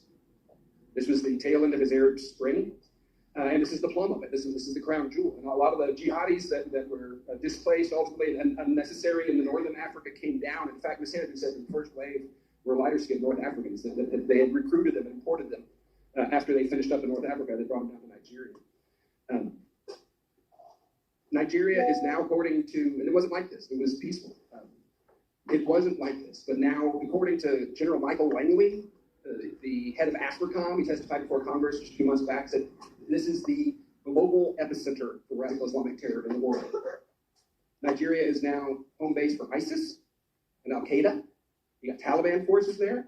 Iran is connected. Of course, Turkey, Pakistan, all of them connected to North Africa, North Nigeria, the Caliphate. And it's a very strategic and deep and long-running effort to completely hijack this nation and use it as a launch pad for global jihad. They're even their recruitment videos. They still film the recruitment videos cutting off Christians' heads and holding them up, and they still do that, and to recruit people to come join them from around the world. And their own videos show all the global flags dropping and the black flag of jihad flying. This is the global headquarters for radical Islamic terror, and you never heard of it. It's a big deal. It's also where the Chinese are way overexposed, overextended. They've got their bloody hands in that cookie jar there. I've been able to document that they are looting about $9 billion a year in minerals from the north. At least that's what the government admits to, with 10% of that paying for corruption, $900 million a year just to pay people to look the other way. And that money they're paying the jihadis. They're paying rent to these jihad groups.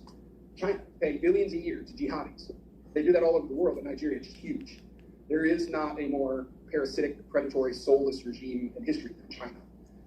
I think I can say that from first-hand experience. So they're way overextended there. These folks thought no one would ever look.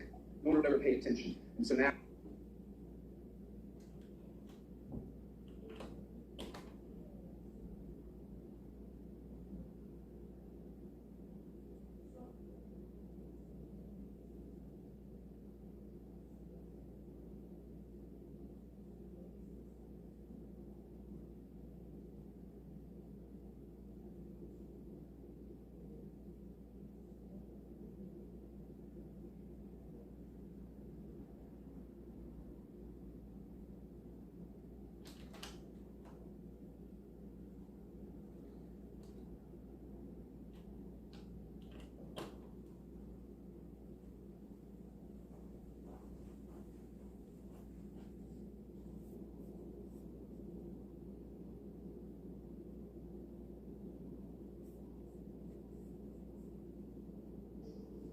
And I've been hearing that lie a lot in the security circle. The reason why we don't want to go in there and fight these bandits and recover these people is to avoid collateral damage. It's a lie. I'll remind you, 2020, an American, Walton, was arrested by a bandits group or terrorists, a bunch of terrorists. 6 of them, they took him. The Americans contacted the same Nigerian government. They got intel about where he was. They brought in Naval SEAL into this country, conducted an operation, killed 6 of the terrorists, evacuated the man, took him to the American embassy in Niamey in Niger, from there en route to America. President Trump went on the air and bragged about it. Our own, we never see the bandits being killed in the rescue. You heard what Professor Bolaji Akinyemi said that day. When we did everything and were ready for the Americans to go to fight Boko Haram, all of a sudden, as regards the Chibok girls, we saw that the gas mask, terrorists were already wearing them. The gas mask they were supposed to gas. So who is doing the infiltration? And this pattern is repetitive. The question is, when next will it happen? And when it happens next, it's still going to be the same modus operandi. The government will never hear that in a rescue operation, they get these people killed. Every effort to get these people killed, they stopped it. President Buhari, the first thing he did when he came into power was he stopped that agreement that the Jonathan government had with mercenaries.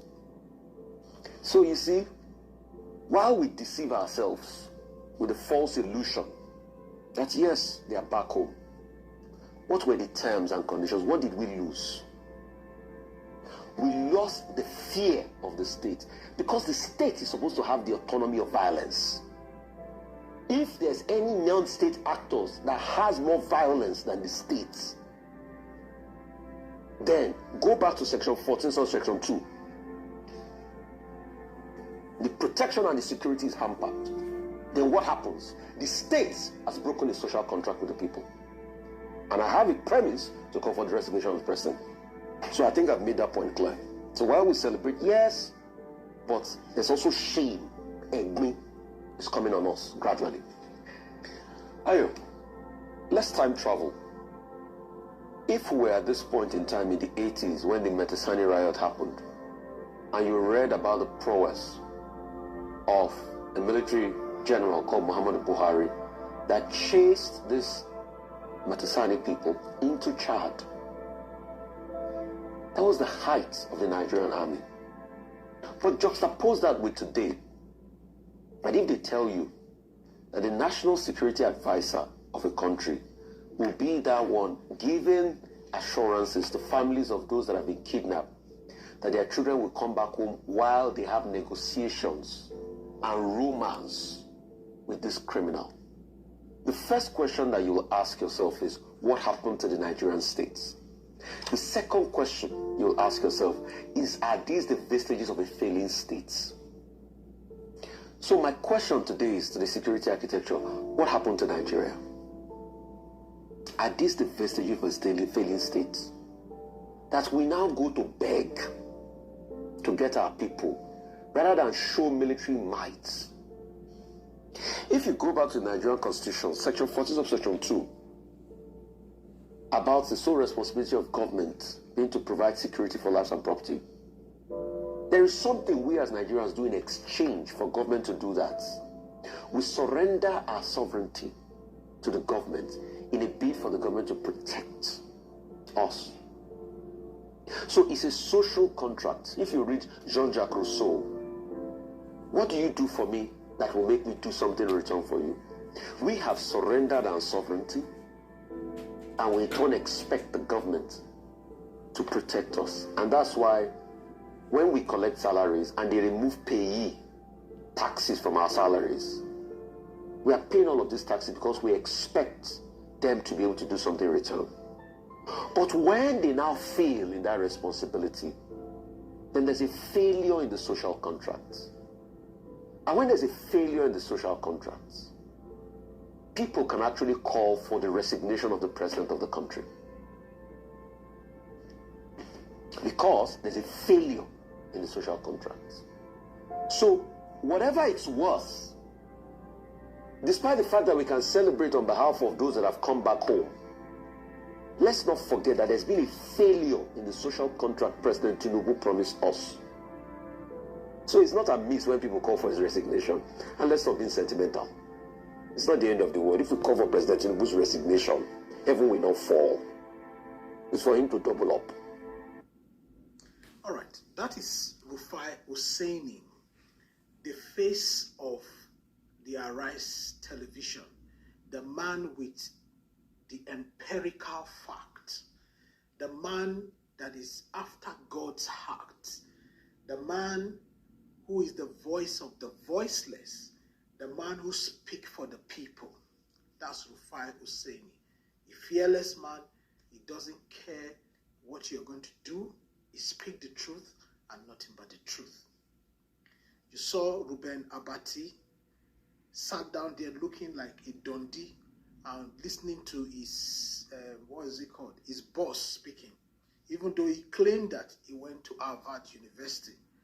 Hussaini did not go to Harvard University, but he's more sensible. He talks, reasonably, and he always bring out empirical fact. Empirical fact. That's what he always bring. See, honestly, if Rufai Hussaini is not in Arise TV, and maybe Oji Okpe and the other of my sister, what was that my Yoruba sister's name? The other lady, the second lady to Oji Okpe, that they normally do money show. If these three people are not in Arise TV, Arise TV will not be anywhere, not with Reuben Abati. See, the truth is that our government has failed. We should call for the resignation of President Bola Ahmed Tinubu. He should resign because his government has failed and failed woefully. Let me share with you guys this morning for you guys to hear from the man with the empirical fact, Rufai Hussaini. Share this video, like it, repost it, and I'll see you guys in my next video. Peace and love.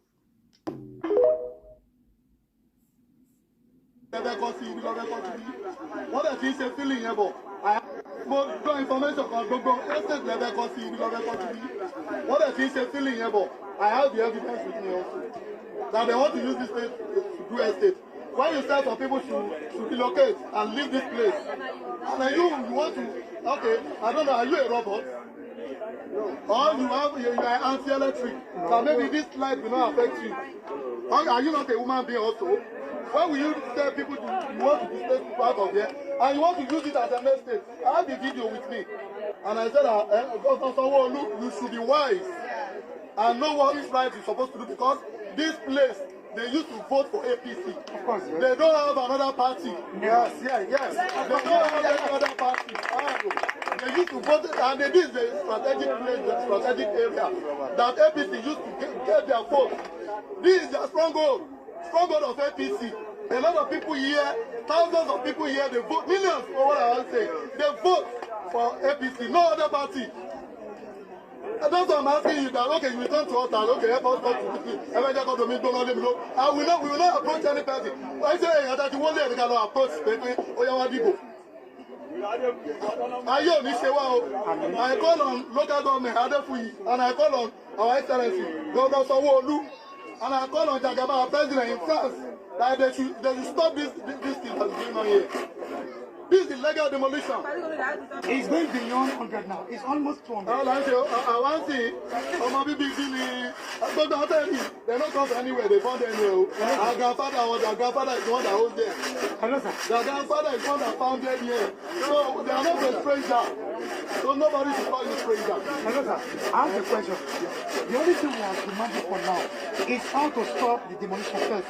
Because you don't tell people, you don't give people quick notice. And you begin to ask them to move. You begin to destroy the house. Secret, I won't even tell you because most people are recording. Okay. Well, I will tell you on secret that this is how to stop this demolition. Even though, if I know that they have done a lot of damages here, I would have given, if I see someone, I would like bring out the advice that will stop it when they started going after. Yes, that's what. So that is, but I cannot say it like this. Okay, no problem. But then later we will see. We will talk about it because anything we say, they will use it again. Of course.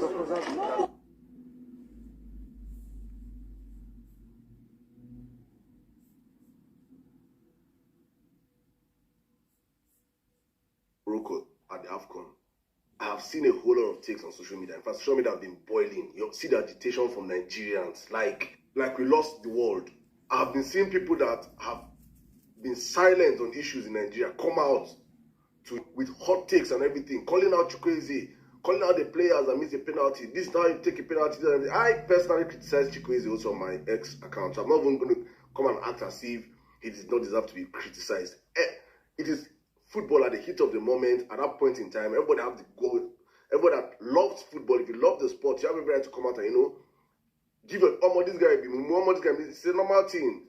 But what you understand is that it's a sport. It's a sport that people miss penalties. The greatest of times have all missed penalties. The Ronaldos of this world, the Messis of this world, they have missed penalties at a point in time. Football, this man is talking about, Abeg. I thought it was something to do with.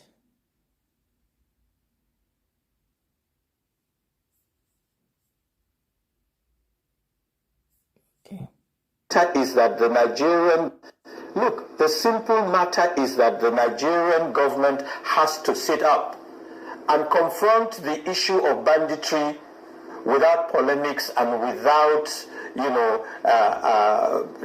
playing to the gallery, without grandstanding. Are you saying they shouldn't have surrendered this money? No, this money is a colossal waste of resources from the Nigerian state. When you talk about 12.7 billion. 12.7 billion naira, it will do a lot for a Nigerian society that is in dire straits. If you take, say, 50 million naira as the average of what you would need to say, let's look at a primary healthcare unit.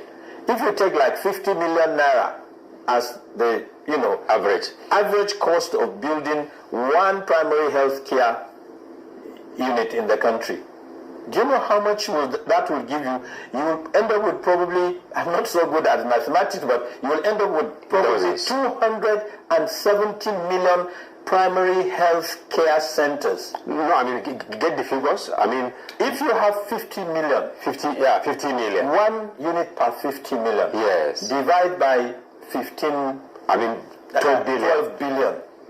You will get almost 270. Okay. Let's say 250 primary healthcare centers.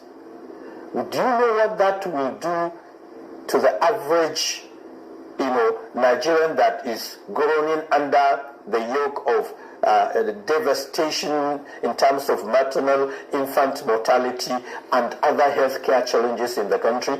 Or if you want to build roads, look, we are not saying that government cannot lobby, but if you must lobby, it should be done, it should be premised within general common sense and on the issues that will resonate with the aspirations and challenges and feelings of Nigerians. But when you take money to go and lobby on a matter that is literally sorted out, it becomes absurd. Now, how do you define this vision and mission? And what are the Americans telling us? They are just telling us, look, Nigerians, go and defend your country.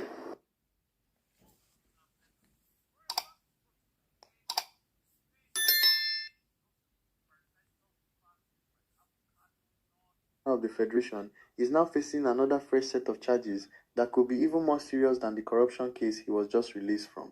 We all recall that Malami and his family were in Kuje prison for the past weeks for alleged money laundering and bribery during his time as the Attorney General, where he and his family allegedly laundered Nigerian money and bought expensive houses in various locations across Nigeria. The court granted Malami bail just last week, and he was released a few days ago from Kuje prison after meeting the strict bail conditions of N$500 million each for himself, his wife, and his son. Nigerians thought he would at least enjoy some time at home with his family before the next court hearing scheduled for February 17th. But now he is going back to that same prison again, and this time for something even more shocking than corruption. Before his release, the court had ordered EFCC to take over some of the houses that Malami acquired through his alleged money laundering schemes. Following these orders, EFCC officials went to search his house in Kebbi State to formally take possession of the property and document everything inside. To their complete surprise, they discovered a cache of arms and ammunition hidden in his house in Kebbi. A former Attorney General, the Chief Law Officer of the Federation, the man who was supposed to prosecute criminals, has suddenly turned into an arms dealer. This is how far Nigeria's politicians have fallen. What in God's name would someone like Abubakar Malami be doing with illegal arms and ammunition in his house? This is the question every Nigerian is asking right now. Malami was not a soldier or a security officer. He was a lawyer, a senior advocate of Nigeria, and the Attorney General of the Federation. Why would such a person need a cache of weapons hidden in his house? The only reasonable explanations are all disturbing. Either he was involved in arming criminals and terrorists, or he was preparing for some kind of violent activity himself, or he was storing weapons for other people who are involved in criminal activities. No matter which explanation is true, it shows that Malami is far more dangerous than anyone initially thought. The EFCC, upon seeing these arms and ammunition, immediately contacted the Department of State Services, which has the constitutional power and expertise to investigate matters relating to arms, weapons, and terrorism. The DSS has now taken over this aspect of Malami's case, and Malami is now fully indicted for illegal possession of arms and potential links to terrorism.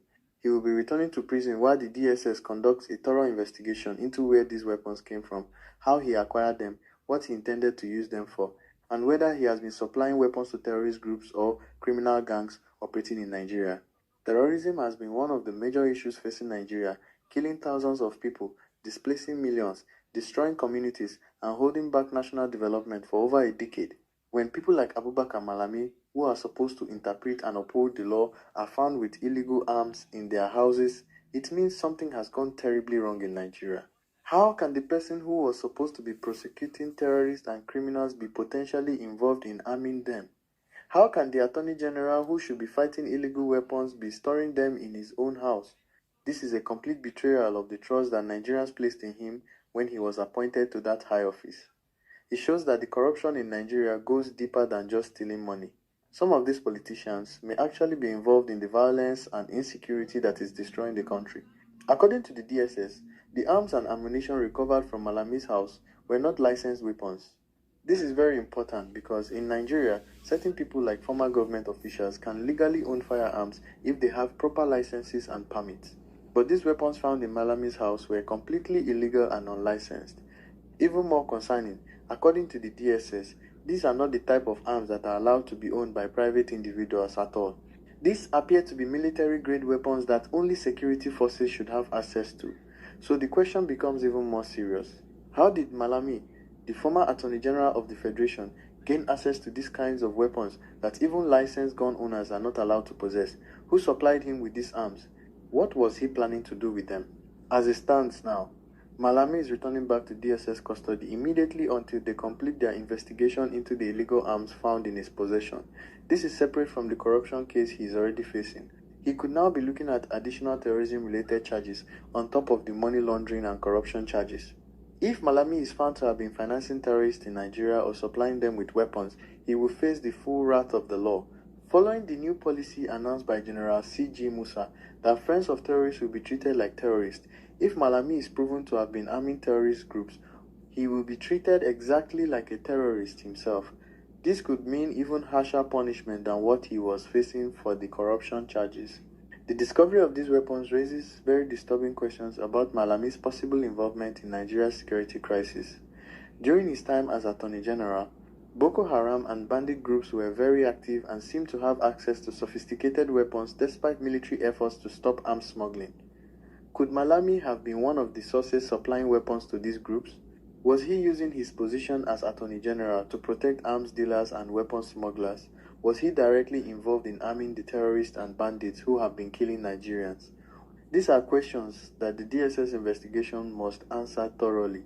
Malami's case might be the first concrete evidence of this high-level involvement in terrorism.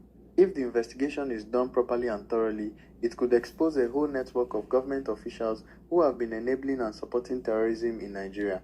Nigerians are completely shocked by this development, but at the same time not entirely surprised. Many people have always suspected that some politicians and government officials were secretly involved in the insecurity plaguing Nigeria. Now there is evidence to support these suspicions. People are saying that if a former Attorney General can be caught with illegal arms in his house, then anything is possible in Nigeria. They are demanding that the DSS investigation be thorough and transparent, with regular updates to the public about what they are finding. They want to know the full extent of Malami's involvement with illegal weapons and whether he has connections to terrorist groups. Most importantly, Nigerians want to see justice served without any political interference or cover-up. This case has now become an even bigger test for Nigeria's justice system than before. The corruption charges against Malami were already serious, but this new development involving illegal arms and possible terrorism links takes it to another level entirely. The government must ensure that this investigation is handled professionally and that Malami receives no special treatment or protection because of his former position. If the evidence shows he was involved in arming terrorist or criminal groups, he should face the maximum punishment allowed by law. Anything less would be a complete failure of justice and would confirm Nigerians' worst fears that powerful politicians are above the law no matter what crimes they commit. What do you think about the discovery of illegal arms in Malami's house? Does this prove that some politicians are involved in arming terrorists? What punishment should Malami receive if found guilty? Share your thoughts in the comments below. Don't forget to subscribe to our channel and turn on notifications for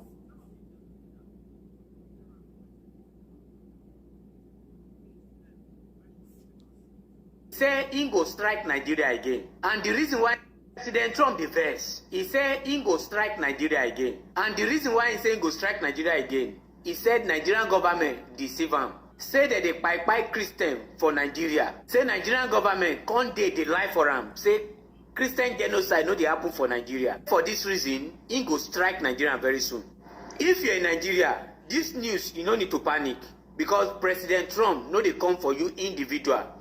The only person we're supposed to dey panic now all these extremist Muslim, all these ISIS group, all these bandits.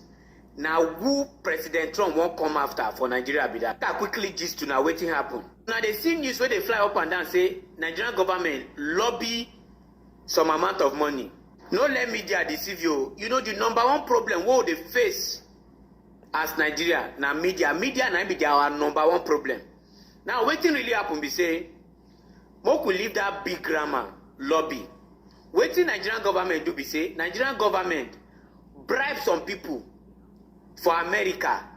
Call them, can't give them huge amount of money, 12.8 billion, which is equivalent to $9 million.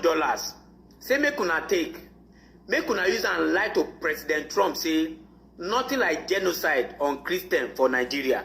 And according to what I read, they say now because of 2027 election, say if Trump no say genocide they go on for Nigeria, and Trump intervene, say go affect President Tinubu from becoming a president in next election. Selfish interest. So it's okay for President Tinubu to be re-elected, and thousands of my people that they buy them every day for Middle Belt, for Benue State. So President Tinubu don't show say he better make them buy my people, buy Nigeria, than say make him fail for election. So for this reason, they can't bribe some group of people, make them lie to Donald Trump, so that Donald Trump no go involve himself too much for Nigerian matter, and say make they work hand to hand with Donald Trump, so that it no go affect in election. So the thing can't cast today. Nigerians, sometimes if I dey tell now for my video, say una no smart, it dey be like insult. English no be smartness. Some of now go speak better English, now not smart. I tell now on the 3rd of January 2026, this same thing where they happen now. Say now waiting APC go do, say APC and northern part of Nigeria, they go do everything to block this claim. Say there is genocide on Christian, so that Donald Trump no go come and say na lie. No being done cancel. And I talk for that video, say now my thinking, say I no see them. Say I just the reason because I know these people well. Say the reason why they go block these people now because of say the northern brother, because a lot of them they support all these ISIS, all these T group, all these jihadist people that they support them. So they no go want me Donald Trump come they buy them. And second reason, they don't say anything will make Donald Trump involve himself to Nigerian matter. He go definitely give Igbos Biafra, give Yorubas their Odigua. And Nigerian government and the northern elite no one make this thing happen. So for that reason, they go block everything. When I say I don't know which time they talk. Now the secret don't cast today. Now I'm justified.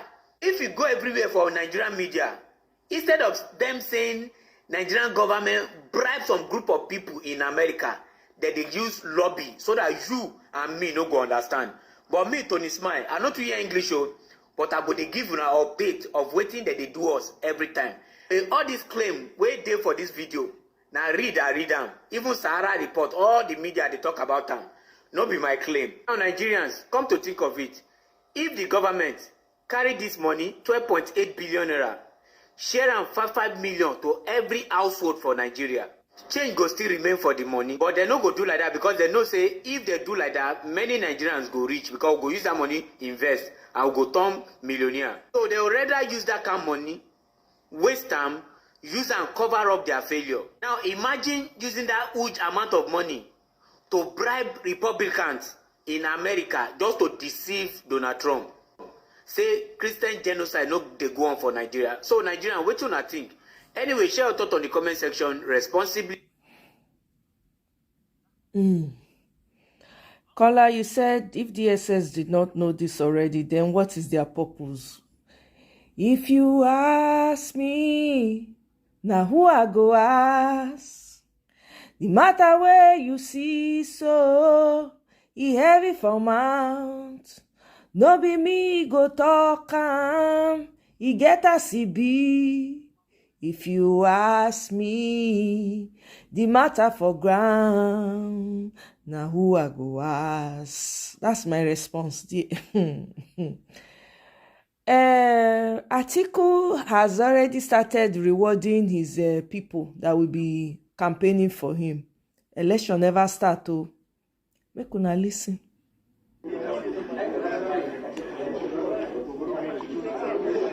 On behalf of His Excellency Atiku Abubakar, he said I should give you the keys of this car in goodwill. Congratulations, Mr. Chairman. Thank you very much. May the Almighty God continue to bless the Waziri Adamawa Alhaji Atiku Abubakar, our incoming president, come 2027 by the specialist grace of God. Inshallah, inshallah Jesus. Now here, you don't they give them car. Hey, we are looking at it on 3D for now. Now, this is a picture of what they are using to empower women. I don't even know which part of the state now, the northern states. Yeah, whether a gallon of Ororo, I don't even know. Anyway, moving on. Oh God. This is a video of MC Oluomo reading. Of national progress. Nigeria.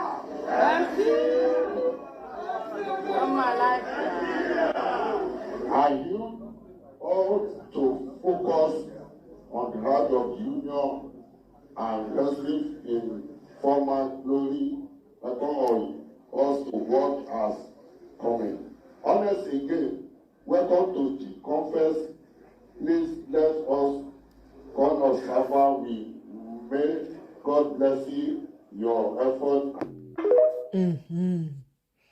Now don't see him, Abi. Okay, let's move on.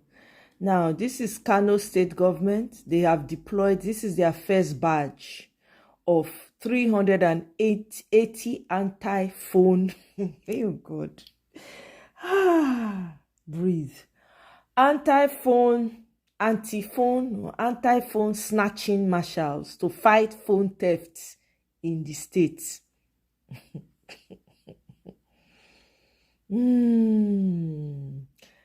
Uganda, Museveni don't rig himself in again. Museveni boys who were secretly recorded marking ballot papers in favor of Museveni. Meanwhile, they don't arrest Bobby Wine. Bobby Wine should be declared. They don't arrest him, they pick him up. See him, no different from Nigeria. See him. Oh God, these ones, look at them. They will remain slaves forever. Some of them will even die. They're not going to die better death. And I disassociate myself from anything. I am a Muslim. And I disassociate myself from anything that Sheikh Gumi she is saying or doing. If you are supporting Sheikh Gumi in what she is doing, then you are not a true Muslim. These are not my words, but I support this sentence 100%. Let me play this video from one of our Muslim brothers for you so that you are going to see it. Honestly, with the way Sheikh Gumi is going to even cause more harm than good to the religion of Islam. I sincerely do not support what he's doing, because I wonder how you are going to be sympathetic to terrorists and forgetting the victims of the terrorists. How can we continue like this? And if Shegumi continues to do what he's doing, it's going to even make the situation more complicated, and because he's an Islamic cleric, he's going to bring more bad light to the religion of Islam. I am advising Shegumi to read the room. Please, Shegumi should read the room and understand what is happening, and stop making, he should just stop commenting. Because he is further he's exacerbating the entire situation to be even worse than what it is. We cannot support negotiation with terrorists. There is nothing you are going to come and tell me that is going to make me accept that these guys are doing the right thing, or they're unaliving people because of something was done to them. We have to be very, very strategic in our thoughts. So please, Shegumi should read the room and understand the situation, because now that the whole Christian genocide thing is trending, now that we're having a lot of attention in our country, now that the religion of Islam is really painted in a bad light, it is not a good time. It is not a good time for such comments and remarks. Please, he should stop it. I am not with Shegumi on his plight of negotiating with terrorists or bandits. There is nothing that you can compare to the life of a human being. You cannot compare the life of cows to the life of a human being. So this is just what I'm here to say. This has to stop. I am a Muslim, and I disassociate myself from what Shegumi is saying. I disassociate myself from the mode of operation he wants to imbibe, and say he wants there should be negotiation with terrorists. I do not support that. I do not support that. You cannot be a terrorist apologist and you are going to expect us as Muslims to support that type of ideology. So please, Sheikh Sam, please, I think it's high time you just step by the side and let's see how these things is good, because now you are exacerbating it, you're making the entire situation worse, and then the religion of Islam is being painted into a much more bad light, because now people are saying that, oh, this is it, since he's an Islamic, because you being an Islamic cleric, you are like a key figure in Nigeria and the religion of Islam in Nigeria. So anything you say is going to be generalized and is going to be taught that every Muslim in Nigeria has the same context, has the same ideology of negotiation with terrorists. I disassociate myself from that, and please, sir, I urge you to just please remain quiet for the meantime. But negotiation with terrorists has no place. It has no place in humanity. How do you want the families of the people that were unalive to think? How do you want them to feel and think? Please, sir, this should stop. Thank you. Peace and love. So, my people, you have heard it. If you are a true Muslim and you are supporting Shegumi, then there is a problem. Yes, we know that there are Muslims who are not supporting this, what Shegumi is doing. We don't know where he is getting his own practice of Islam from. We don't know the kind of mindset that he has. Because of this, some people are now saying that he is part of the whatever terrorist or bandit. I don't know where he used to think from. I've said my own. For the betterment of this country, all these bandits, where they fight all these innocent people for no reason. Make una go fight who they do now. Innocent people, they not do anything for you. No, just go and fight who you do you, not be us do you. I beg you. I don't take my own.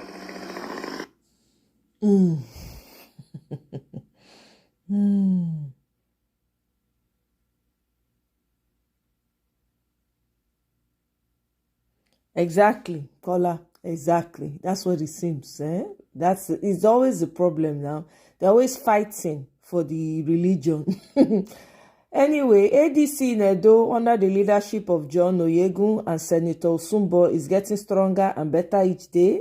As they say here, Monday won't serve a second term in Edo. Okay, now let's see. Let's go there.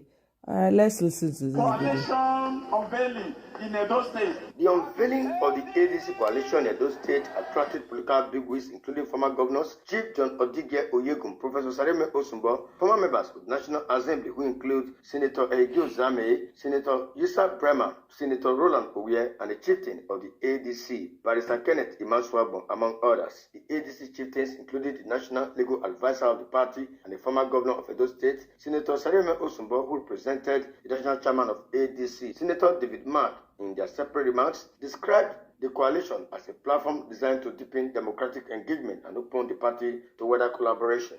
You need to know how special you are as members of the ADC.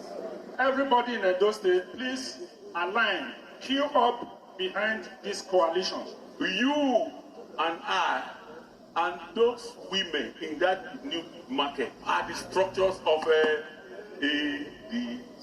We have always been at the vanguard of political renewal, cultural resistance, and national conscience. The coalition is to rescue Nigeria, is to give hope to Nigerians, is to save Nigerians. In a speech, State Chairman of African Democratic Congress, Kennedy Odion, while welcoming party members and supporters, declared open party registration in all the ADC secretariats in Edo State. He urged Edo people to feel free to go to any of the party secretariats at the local government and world levels to pick up their ADC cards or directly at the party state secretariat on MMW, Benin City.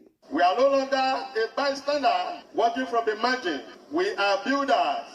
Other members and participants also expressed optimism that the ADC coalition will create opportunities for youths, women, and community groups to actively shape the state's political future. The unveiling committee will thereafter dissolve for further integration into wider leadership structure within the party. From Benin, Donald Ihiminyeng, ITV News.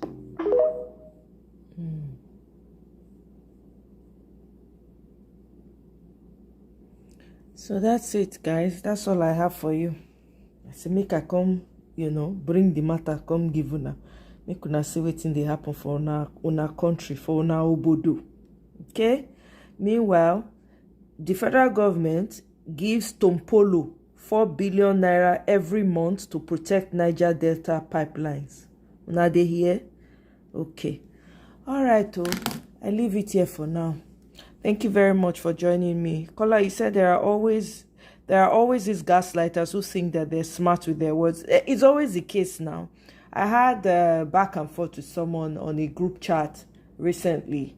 Happened to be from the north, and they were talking about I think I posted the protest in Washington, right? And the person was like, well, this is just a false allegation. This is not true. Christians are not the only ones. There are a lot more Muslims that I let the person rant, and I said, okay, so if Muslims are being unalived, so what has stopped you people from raising your voices and letting the world know? He did not answer. He kept dancing around. And I said, we Muslims don't, this is not real Muslim. I said, okay, the real Muslim, why are they not calling out the people that are doing this crime? He kept dancing around. I said, look, I'm not here to make you feel good, okay? It's not me. I'm not the one that you'll be expecting. Oh, I will now be very careful with my words. I no send your papa from here to tomorrow. I no care. Everything is downhill. So what we've lost in Nigeria is already gone. So what's the point of dancing around issues with you? If you people don't want to live like human beings, you go your way. It's very easy. You are not going to come and force your religion down other people's throats. I've asked you questions, you can't even respond. People were telling him. People kept tagging him, but you've not answered that question. He kept dancing around. He said, they will be using big words. In the midst of explaining, he's using big dictionary, even some of the words, I don't even know them, to be honest with you. I don't know those big English words. I say, you go explain this word to me, because I don't know what it means. No, sorry, not verse. They'll be using words and they'll think they're smart, that you can't figure out what they're trying to do. Oh my God. I'm happy every day Nigerians are waking up, because, if this work now for one person, it go wear you out. There's no way. How long can you shout for? No wonder Gani Fawehinmi, after he don't shout, the man tire. At the end of the day, he not buy. National hero go like that. If the Nigerians were very aware then, Gani Fawehinmi is supposed to be president for that country. That man has been fighting all the law journals for Nigeria, and that man write down all of them, all. That man, every time you see him, he's always looking frustrated, always looking unhappy with the state of things. No. God rest that man's soul. But, they think they can gaslight you with fancy words. All the most educated people in Nigeria are the problem of Nigeria. They are some of the worst. They are some of the vilest and inhumane people ever. They go to the best schools only to come back and sell themselves out to people with big money. It's all about money for them. They will lose all that fancy education in one conversation. Very useless set of people. I beg. Well, my people, thank you very much for joining me. I'll see you guys on my next one. Enjoy your Saturday. Thank you.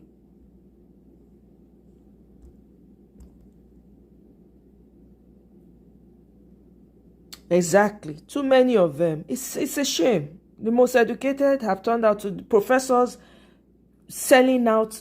God. Professors, you pay them money, they'll sell out their entire community, sell out their villages. Look at judges. Some of those judges did not go to school. Some of them are Islamic judges. They just come and push them into the Supreme Court in Nigeria. That's what they do. You will have judgment to be given, 3 different courts, 3 different judgments. I never see any madness. Anyway, Nigeria don't enter Igbo, don't enter forest. What can I say? My people, Nigeria on a Saturday. Bye.